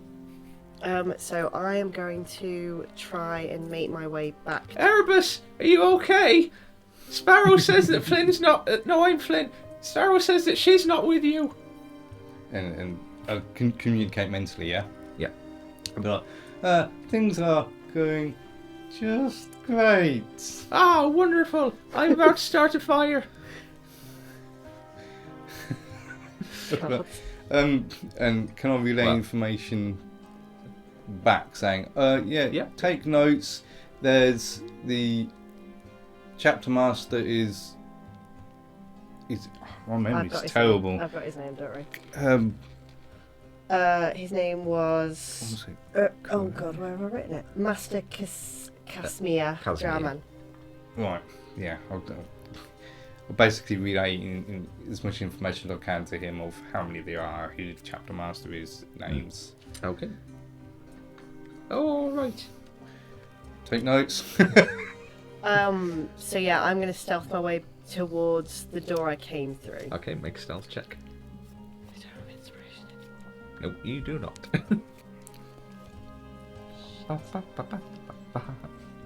Someone pick a dice for me. I don't want the responsibility of this. That one. Oh, this one like rarely rolls above a 3. All the temptation. Oh. It rolled great for you. No, Lord of the Rings dice. Lord of the Rings dice. Come on, Lord of the Rings dice. That's a natural please. 1. Oh my God. Lord of the Rings dice. Lord of the Rings dice. I can't even look at it. Oh yay! Okay. That is. You might not be. What the fuck did I come in? I like my character, Lee. I like my character a lot. This is 17.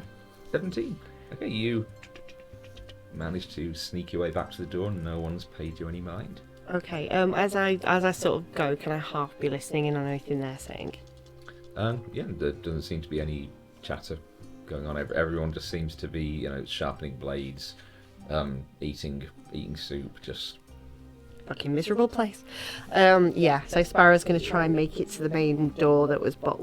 looking out for anywhere she, as a tiny mouse, can slip through to get out. Yeah, make a perception check. I kind of want to roll that dice, but no. I'm going to roll it again just to see what happens. That's a 2! 14. 14, you do see a small kind of... just kind of the corner of the door where it's kind of got worn from opening and closing against the stone floor. You can squeeze through. It's not going to be comfortable, but you can just about. I'm just like, yeah. fucking collarbone. And I just like get myself through. Yeah. Am I out? Yep. Okay. I scuttle my way over to play. Okay. So little mouse in the snow go. And then I just like pop out a Sparrow. Hello, Sparrow. So, Erebus says everything's going really well. Nothing to worry about. He says there's a man called Casimir down there. Okay. And Okay. a lady called Callistia. Okay. And then there's apparently 5 people in there. Okay, 5. That's not a bad number. Let's get this fire going. I'm fucking freezing. So I'd help him with the fire and just kind of like sit. And I'm like, I would like a tune, Flynn. Just let me know if Erebus contacts you. I can't do fuck all otherwise. He can't contact. I have to contact him. Okay, let's do regular check-ins then, Flynn. Like Okay. every few minutes or so. Yeah, will do. Okay. Don't pester him if he doesn't reply straight away. Don't pester him. Give him a minute, and then try again. Okay, yeah, so meanwhile.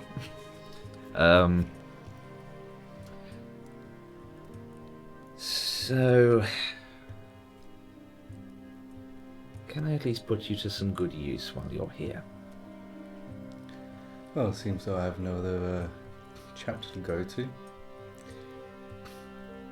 I seem to be Excellent. Callistia. The door She'll put you to good use. opens up and she just kind of enthusiastically comes almost sort of skipping through. Yes, master. Take our new friend to the sparring room, please. Let's see what he's made of. And try to keep him alive. I'm curious about certain things. Very well, master. okay. Very well. Forgive me. What was your rank? Sanguine. Very well. You may let loose a little bit then. Thank you, Master Casimir. And she leads you out of the chambers and down to the end of the other end of the corridor, opposite the large sort of arched doorway. Would I have been able to have had a short rest at any point between this? We were on the ship during the interview. I mean, that interview wasn't an hour long. No, it wasn't. No, that's not So- fine. Because I'll probably still look a little bit battered. Yeah, and she leads you through this doorway to a small-ish training room. There are a couple of sort of weapon racks on the floor, sort of matted area in the middle. On the back wall there are a couple of sets of manacles hanging from the walls, one of which has got sort of some dried, encrusted blood on the ground beneath it. The other one has got the limp form of a half-orc man, which you recognise as the one who had left the bathhouse with Callistia. Oh. Yeah. I might have to go do that in a minute as well. Well then, let us see what you can do. Okay. I'm not feeling my best, but Don't worry, I will keep you alive. Captain Master's orders. okay. She walks over to one of the weapon racks on the wall and pulls out a quite ornate sickle. And on her other hand, she pulls from her belt what looks to be a dagger of pure bone. And looking at it, it actually seems to be a number of vertebrae fused together and then sharpened. Lovely. And I'm going to need you to roll initiative. Actually, I might just go to the toilet myself Yeah. first.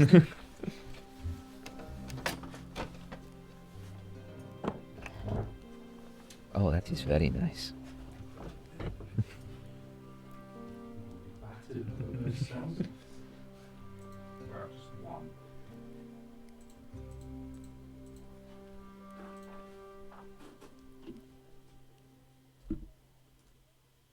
And then there was one. Don't worry, folks. I'm sure this is going to be absolutely fine. Everyone's going to survive and have a lovely, lovely time. And I am not going to have to find a really convoluted way to keep the player characters alive. Oh, the burdens of being a DM. Sorry, we have tiny bladders and lots of tea. We're British. Yeah. So she's just basically prepped herself for Can I see combat. the mini? So Thank you. she's just basically walked to the weapons rack and pulled a sickle off the one rack, and then from her belt she's pulled this dagger which is made of fused together vertebrae, just sharpened. Oh, dude. That's badass. I mean, she's hot. And as soon as Lee gets back, we are rolling initiative. Yeah. Okay. Where's Erebus? Oh, he's there. Oh, he's there. Sorry. Let's do this. Oh, actually, let's get the combat cam back on. Yeah.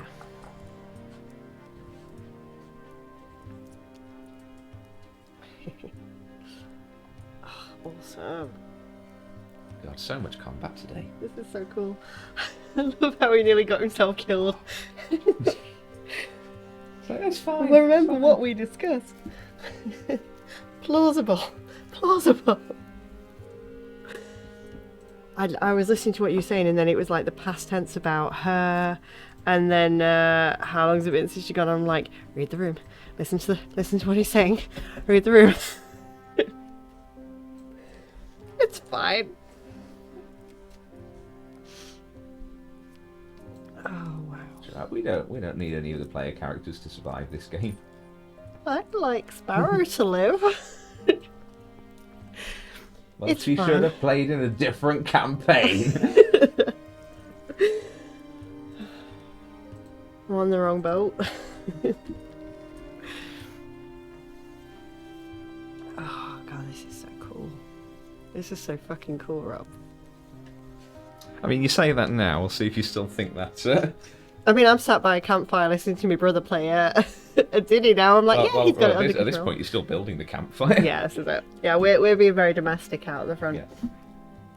I'm just saying, I hope he gets finished soon because, you know, my girlfriend's waiting at the tavern for me and, you know, so's the rest of the crew. So, you know, what do you reckon, Flynn? 10 It's minutes all right. top? He said everything is going really well. Did he sound confident when he said it, Flynn? He's always confident.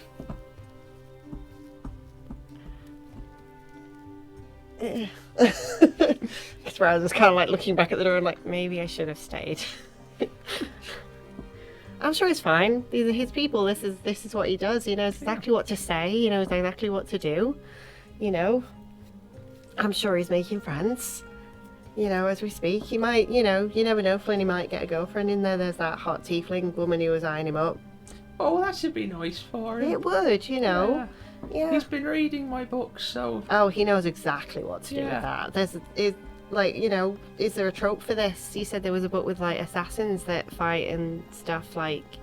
Do the assassins fall in love, or is it, like... No, it's an assassin that falls in love with one of his targets. Oh, okay. So... She's a princess. Oh, alright. Well, more noble, but I like to think princess in my head. Oh, alright, Flynn. That sounds a bit pretentious to me. I mean, I can't think of anything more fucking dull than a princess, if I'm honest. But, you know, that's fine. Each their own. Is Lyra a princess? No, she's a Sky Knight. She might be I a thought princess you'd if met you her. marry her. Well, I'm not a prince. You're something, Flynn. You're an Orwick. I'm a musician. You're an Orwick, though, Flynn. Nefestra said so. So, you know what she did say? She told me if I wanted to know something, I need to ask my future sister-in-law. Oh, is Bryony getting married? No, I'm Oh, pretty sure is Brian Briac likes is getting- Coro. Oh, Briaca's getting married. No, Briac is not getting married. Do as you far as I have- know. Do you have another brother? No. Oh, it's Erebus. You said that Erebus is like a brother. Flynn, Is Flynn, he getting you're my married? brother, Is Flynn. it gonna? You're my oh, brother, Flynn. I'm not getting married. No, yeah, you're not Flynn. But she knows everything, and she knows the future, Oh. Flynn. So, in the future, somewhere, there's going to be a missus. Oh. I know. That'd be nice. It would be very nice, Yeah. Flynn. Who do you think it is? Have you messaged Erebus recently, Flynn? Yeah, I messaged him a minute ago. He said everything's great. Okay. I'll give it another 5 minutes or so, and then we'll check in again. I mean, who do you want it to be, Flynn? What? Your future missus. Who do you think it'd be, Flynn? Well, it'd be nice if it was Lyra, but Wouldn't it be nice? she's really fab. Sorry about that. Roll initiative. I We're feel having much the most better now. domestic. Sorry about that. We're having the most domestic conversation. Oh, initiative. Oh, what a great start. I'm just gonna get myself some snacks. It's gonna be great. That's a 9. Okay. Still feeling rough from the previous battle, I think. Okay, she got a 21 on initiative. Yeah. So, as are you using your own weapons, or are you drawing from the selection on the weapons rack on the wall?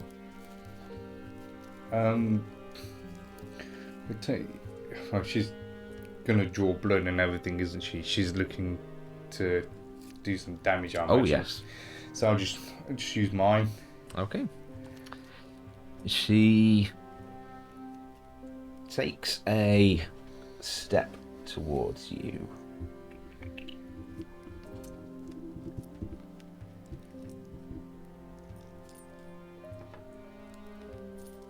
The dagger in her right hand?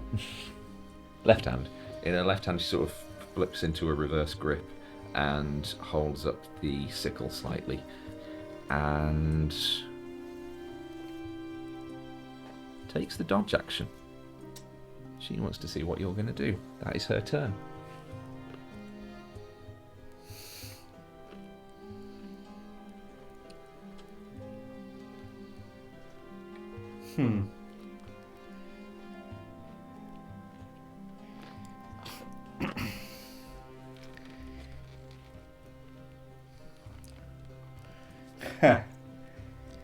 Yeah, okay.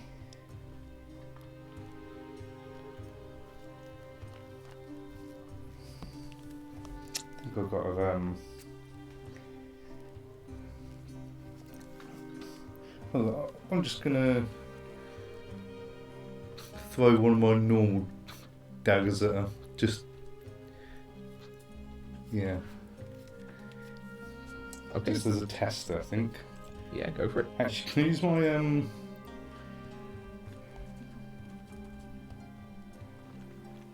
I'll use my steady aim first, so as a bonus action, Okay. and then throw my one of my regular daggers. Steady aim gives you advantage, doesn't it? Yes. So that cancels out the disadvantage of Yeah. dodge action. Yeah, cool. So I struggle. Ah, no, that's only is it 11? 11. Yeah, you draw the dagger and throw it, and she just ding, deflects it away with the sickle. So, and yeah, that's. I'll stay there. Okay. Bit of foreplay at the moment. Show your abs. She is going to. No popcorn.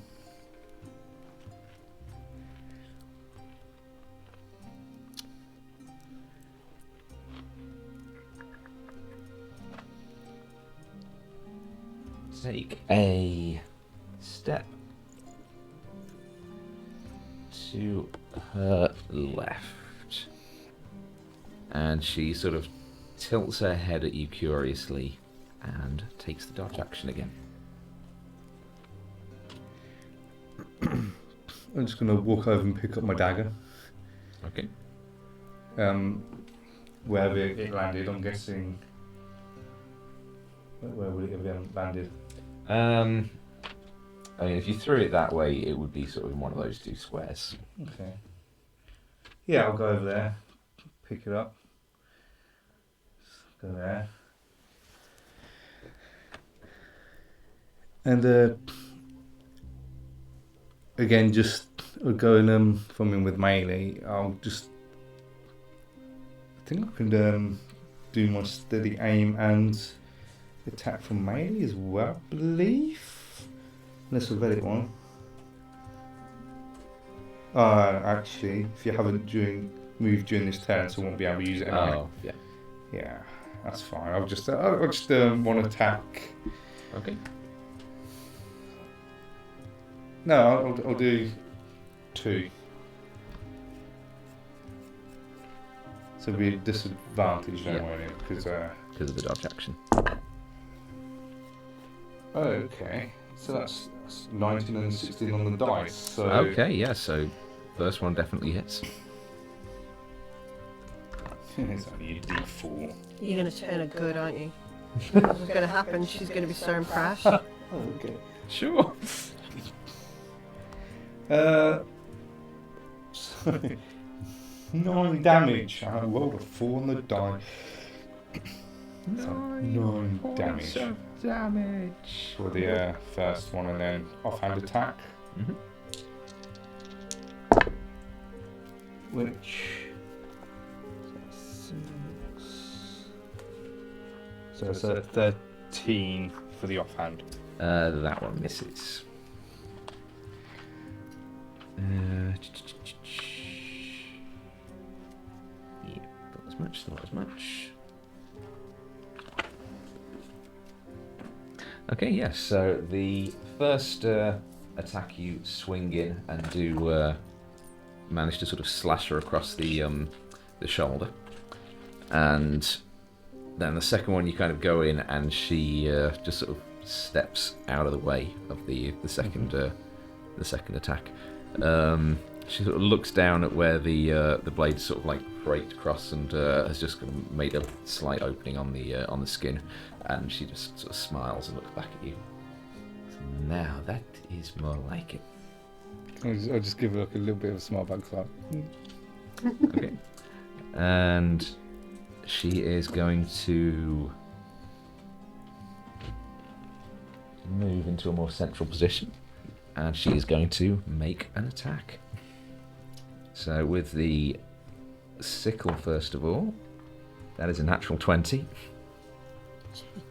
And then with the dagger offhand, the dagger is just a 14. Okay. 1, 4. So that is 7 points of slashing damage as the sickle does kind of make clean contact and slash through the meat of your own shoulder. And then she kind of goes in with the offhand with the spine dagger, and you do manage to dodge that one. And as you kind of manage to dodge her second attack, she does like let out an almost unintentional, just like little giggle, and it is your turn. She is psycho and I love it.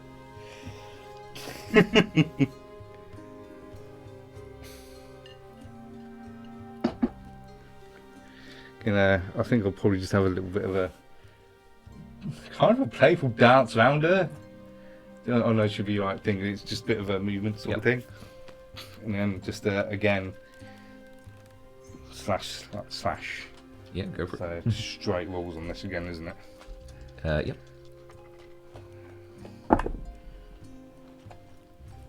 17 to hit. Yeah, that is going to hit. Still no sneak attack though, because Yeah, there is nothing. It's same with her. There is nothing in this room to give her sneak attack either. So. yeah. Why would you want to hide from that? 3 and 4, 7 damage. Yep. And offhand again, I guess. Which is 16 on the dice to hit. Yeah, that's going to hit. So 4 damage.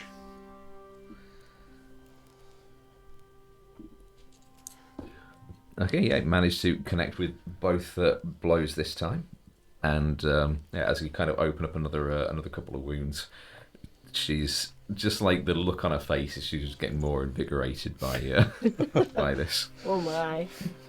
I think Erebus doesn't know what to make of this after reading them books and stuff as well. It's like, I've got mixed feelings here. Poor boy. She is going to stay put, and she's going in with. Oh, that is going to miss. That is an 11 with the sickle, and a 23 with the dagger. Okay. For another 7 points of piercing. Piercing damage.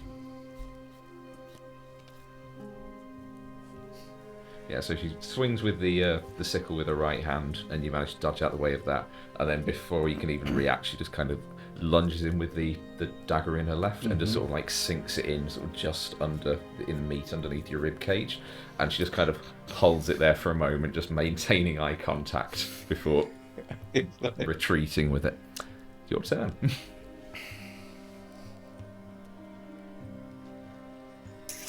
See, part of me wants to do something which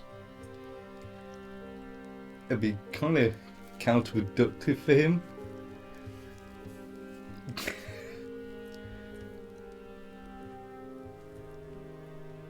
So you see, the secret is you have to find the driest kindling, which you put right at the bottom there. I know how to set a fucking fire, Flynn. Oh, I'm sorry. No, it's alright. You know what, Flynn? I've never done it in snow. Fire, that is not. Yeah.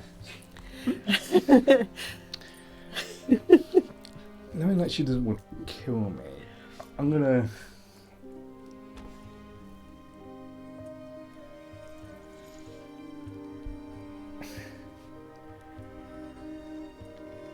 But that might take a moment. I'm gonna, disengage, back up, and just be like, hold on. Actually, take his cloak and shirt off. Oh, it's getting good, guys. So- Shirt's coming off. So he's basically topless, sort of thing.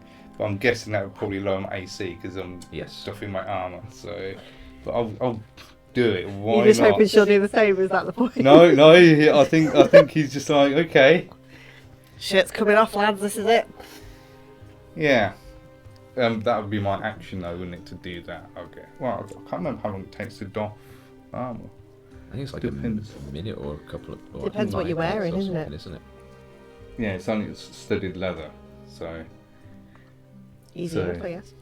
yeah, we'll Yeah. do that and then pick his daggers back up Okay. if she lets him. Yeah, I mean, it's going to take a couple of minutes to do that, so she just kind of like is just continuing to pace Yeah. as you do. As soon as she realizes what it is that you're doing, she kind of grins and just starts sort of unbuckling her own leather armor and removing it. As you're kind of sort of de-armoring yourself, you do hear, Erebus, Sparrow told me to check in. Is everything still going good? Even better. Yeah, he says everything's fantastic. Well, if you still, you can sound confident this time, Flynn. Yes. Okay, well, I trust him. Alright, we'll just stay here if we... I think from the sounds of it, he's probably he's already killed everyone in there. Good lad, Flynn, good lad. That's... You know, we just want them to stop Shall we shooting. just go to the tavern and... Do you know what? My girlfriend's there. I'm kind of tempted, I'm gonna say. You know... He definitely doesn't need any No, assistance. he just, I mean, let's give it another 10 minutes or so, Flynn, and then Okay. we'll... Well, we've almost got the fire started, so there's no point wasting it, is there, Will? Have you got a spark at least, Flynn? Firebolt! Fuck! Why the fuck, Flynn? You don't just... I can control flame. Wait. Yeah, so you have both finished de-armoring yourselves. It is back to your turn. So yeah, he's covered in scars and everything. He really has been reading those fucking rumors. Yeah, but he has. Yeah, he's taking inspiration from it. Yeah. I mean, I'm okay with it. Yeah, he's thinking about what was it, the book he was reading, Contract with the Heart. I think Yep. it was. Yeah. So, yeah, he might. Sparrow should have had the porn conversation. Like, just because it's there, it's not real. This is not a reflection of reality, Erebus. Yeah, I think. I'll do that. I'll be like.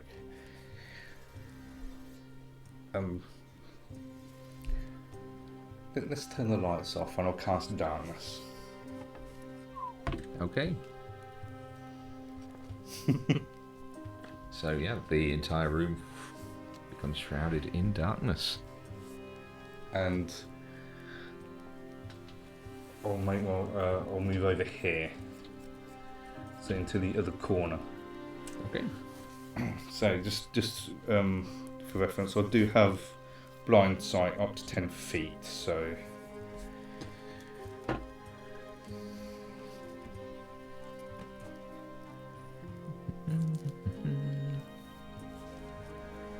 I wonder how pissed off he'd be if you accidentally killed Callista. Accidentally killed Callista. Like, oh, my knife slipped. Shit. What happened? Okay, she's going to move over to you and Ooh. make her attacks at disadvantage. I don't know what I should have done them on. That doesn't matter. Oh wait, that is a D12, not a D20. So that is a 15 to hit on the sickle. Oh, I shouldn't have taken my armor off. Nope. It's fine. That is 7 points of slashing damage from the sickle. Oh, and then that is only a 8 to hit from the dagger. Alright. I need to roll a concentration check for darkness. Okay. Which is a 16. Yeah, that's the darkness stays. Awesome.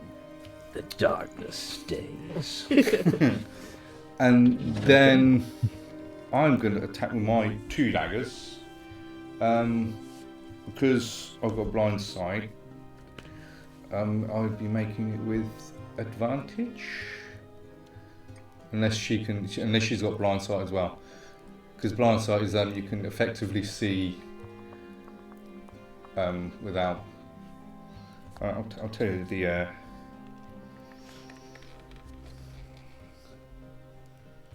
Blind sight.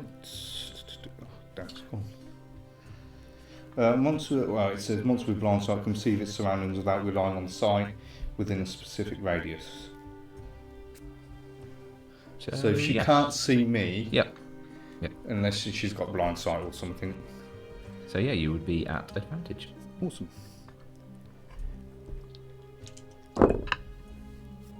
Oh, that's terrible. 5 and a 6. Oh. Yeah, I mean, I'm probably Yeah. still using my normal daggers, Yeah. so it'd be a 13 to hit. 13 is her AC now because she has also removed her armor.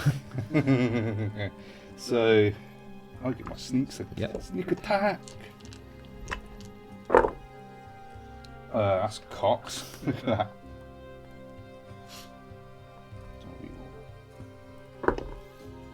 Oh, that's You should have taken the worse. cogs.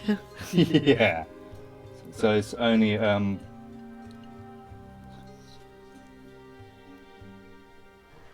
11 damage Oh, cool.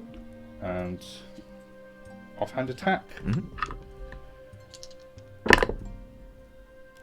which is 18 on the dice. Yeah, that's definitely going to hit. And that's another 2 damage. Okay. Yeah, so as you connect with both of these, and yeah, you do sort of open up another couple of wounds on her torso, and you can see on her face there is a slight look of frustration now. I can't see her face, it's darkness. But yeah, It's blind sense, Blind isn't it? sight, Not yeah, blind so- sight. Yeah. so I'll move over to this corner. Okay. That's it. That's my turn. Now she is going to. Like the playful nature is starting to drop now as she comes in.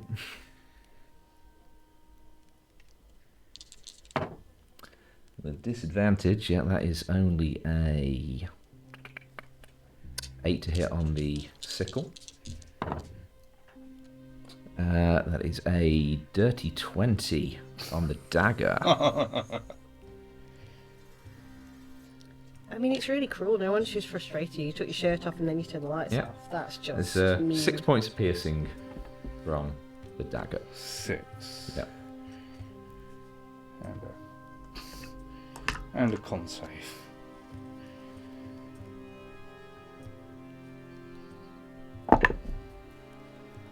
She's only a con save though, isn't it? So it's 11. Yep, 11 just succeeds. So the darkness continues as it is back to your turn. Can I drop that whenever I want?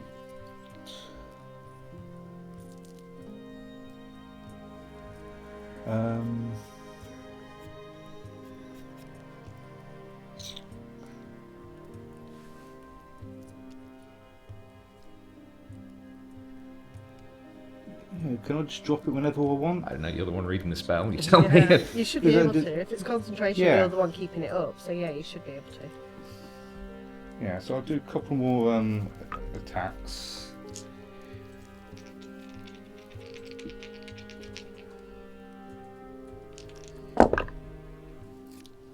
That's cocked again. I'd say that's 15. Yeah? Yeah. Okay, 15 on the dice then. With advantage. Yeah. And that, Okay, yeah, that hits. yeah. Sneak attack. Oh, wow. What am I doing? You're doing sneak attack. It's 13. Yeah, and then 13 plus 4 for my modifier. Okay. 17 Yeah, total. 17, yeah. Alright. Yeah. So I'm getting You're flagging. a little bit. It's okay. I'm good. Yeah, and that was then offhand. Mm-hmm.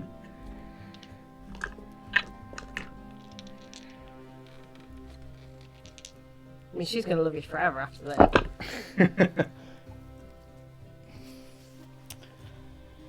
Oh, natural 20. Okay.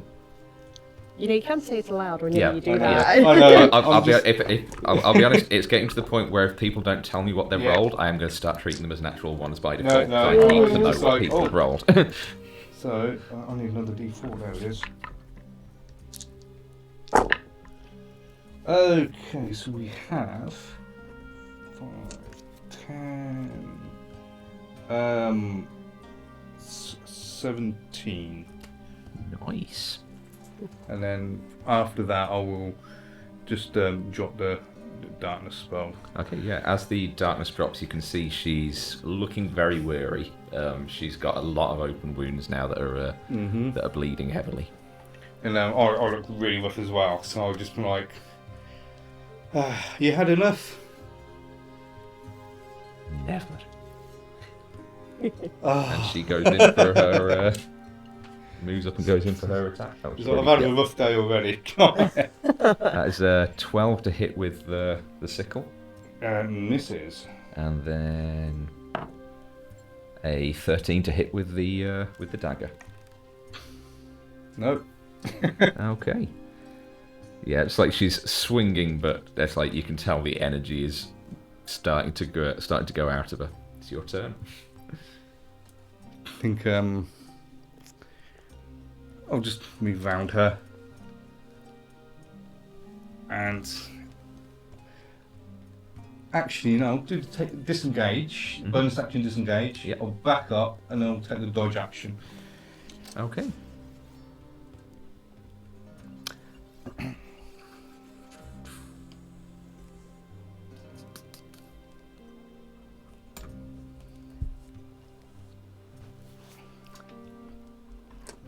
She is.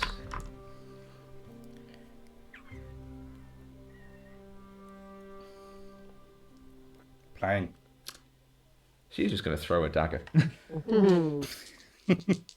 Disadvantage. That's a 14 and a 17 on the dice for a total of dirty 20. Yeah. 6 points of piercing from the thrown dagger. Yeah, and I am down. Okay. Oh, shit. I feel like it sinks and it's like, oh. She had 11 hit points left. Oh, wow. Yeah. That darkness fucked her up. Yeah. So yeah, as this bone dagger just flies across the room at you, it just sort of sinks in to your chest, and yeah, Erebus just slips down the wall, unconscious. So, it's been a few minutes. Shall I just do it? Shall I send you another? Shall Do we another just go? message, Flynn. Do another message, and then we'll think about going if he's still happy enough. Erebus, I know you're having a lovely time in there, but we're thinking about maybe just go to the tavern. How are you doing? Should have said. Is he still being a cocky shit? What's he said? Erebus, Are you getting a reply, Flynn? no. Hello. What does that mean, Flynn? I don't know. Erebus, Don't do that, Flynn, because now I'm starting to get worried. he's not answering. I don't know what to do about that. Well, I don't know how many of them are in there, Flynn.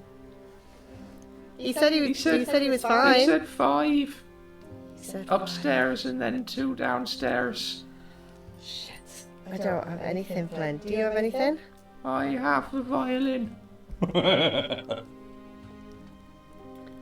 Wait, are we burning down the house now?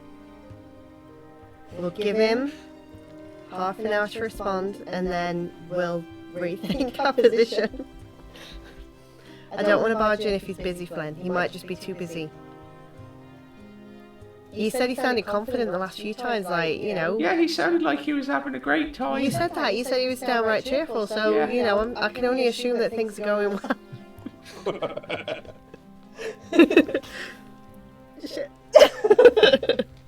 Yeah, I'll be honest, I don't think things could possibly be going better in there from what it sounded like the last time. I mean, you're a great judge of like, mood, Flynn. I am, That's why you're the aren't I? morale Yeah. officer. This is it, so, you know.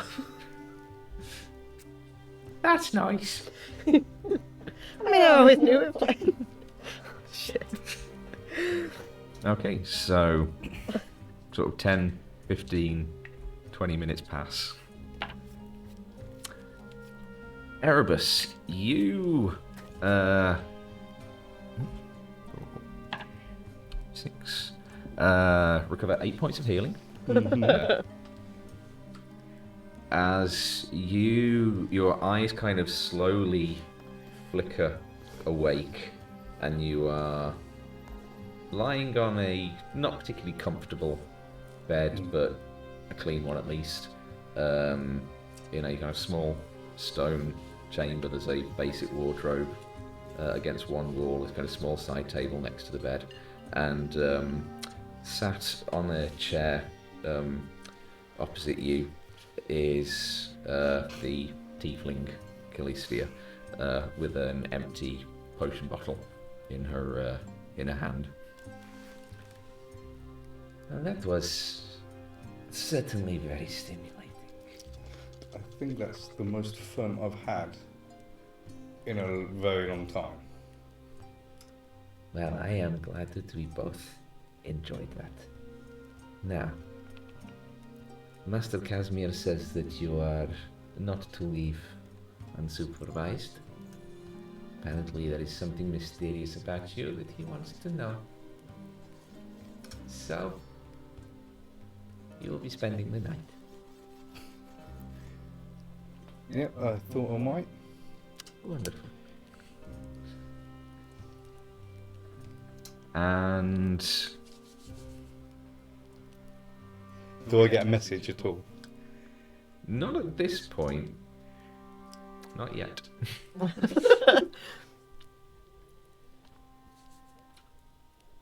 But it's 11:30. It's like, do we stop here or do we go on for just another couple of minutes? Can Sparrow go to the shower?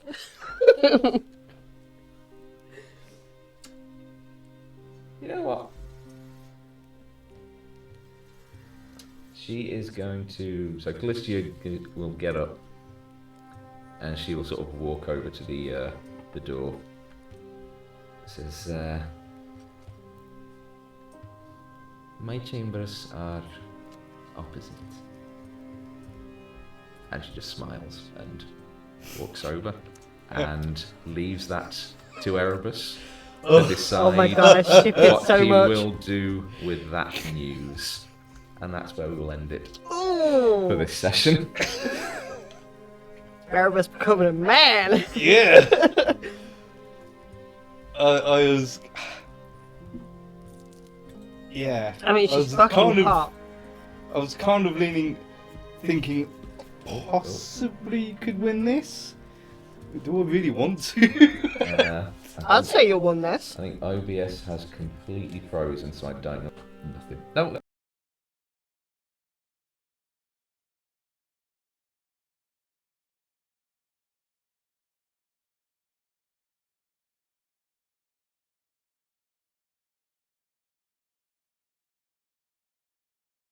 There we go, we are back.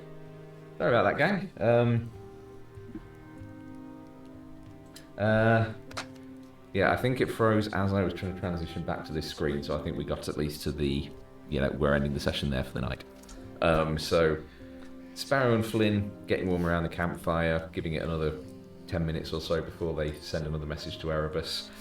Erebus having just been fed a healing potion and given a fairly clear invite by the tiefling Callistia. You might be getting warmed up in a different way. As Casimir looks into some inconsistencies in Erebus's story. So, yeah, with that, we will be heading off for this session. Yeah, as always, thank you guys. Thank you. Thank you, Rob. Thank all you all for watching, whether live or on catch-up. It is all massively appreciated one way or the other. And for now, yeah, thank you kindly. We love you, we appreciate you, and stay nerdy. Good night, all.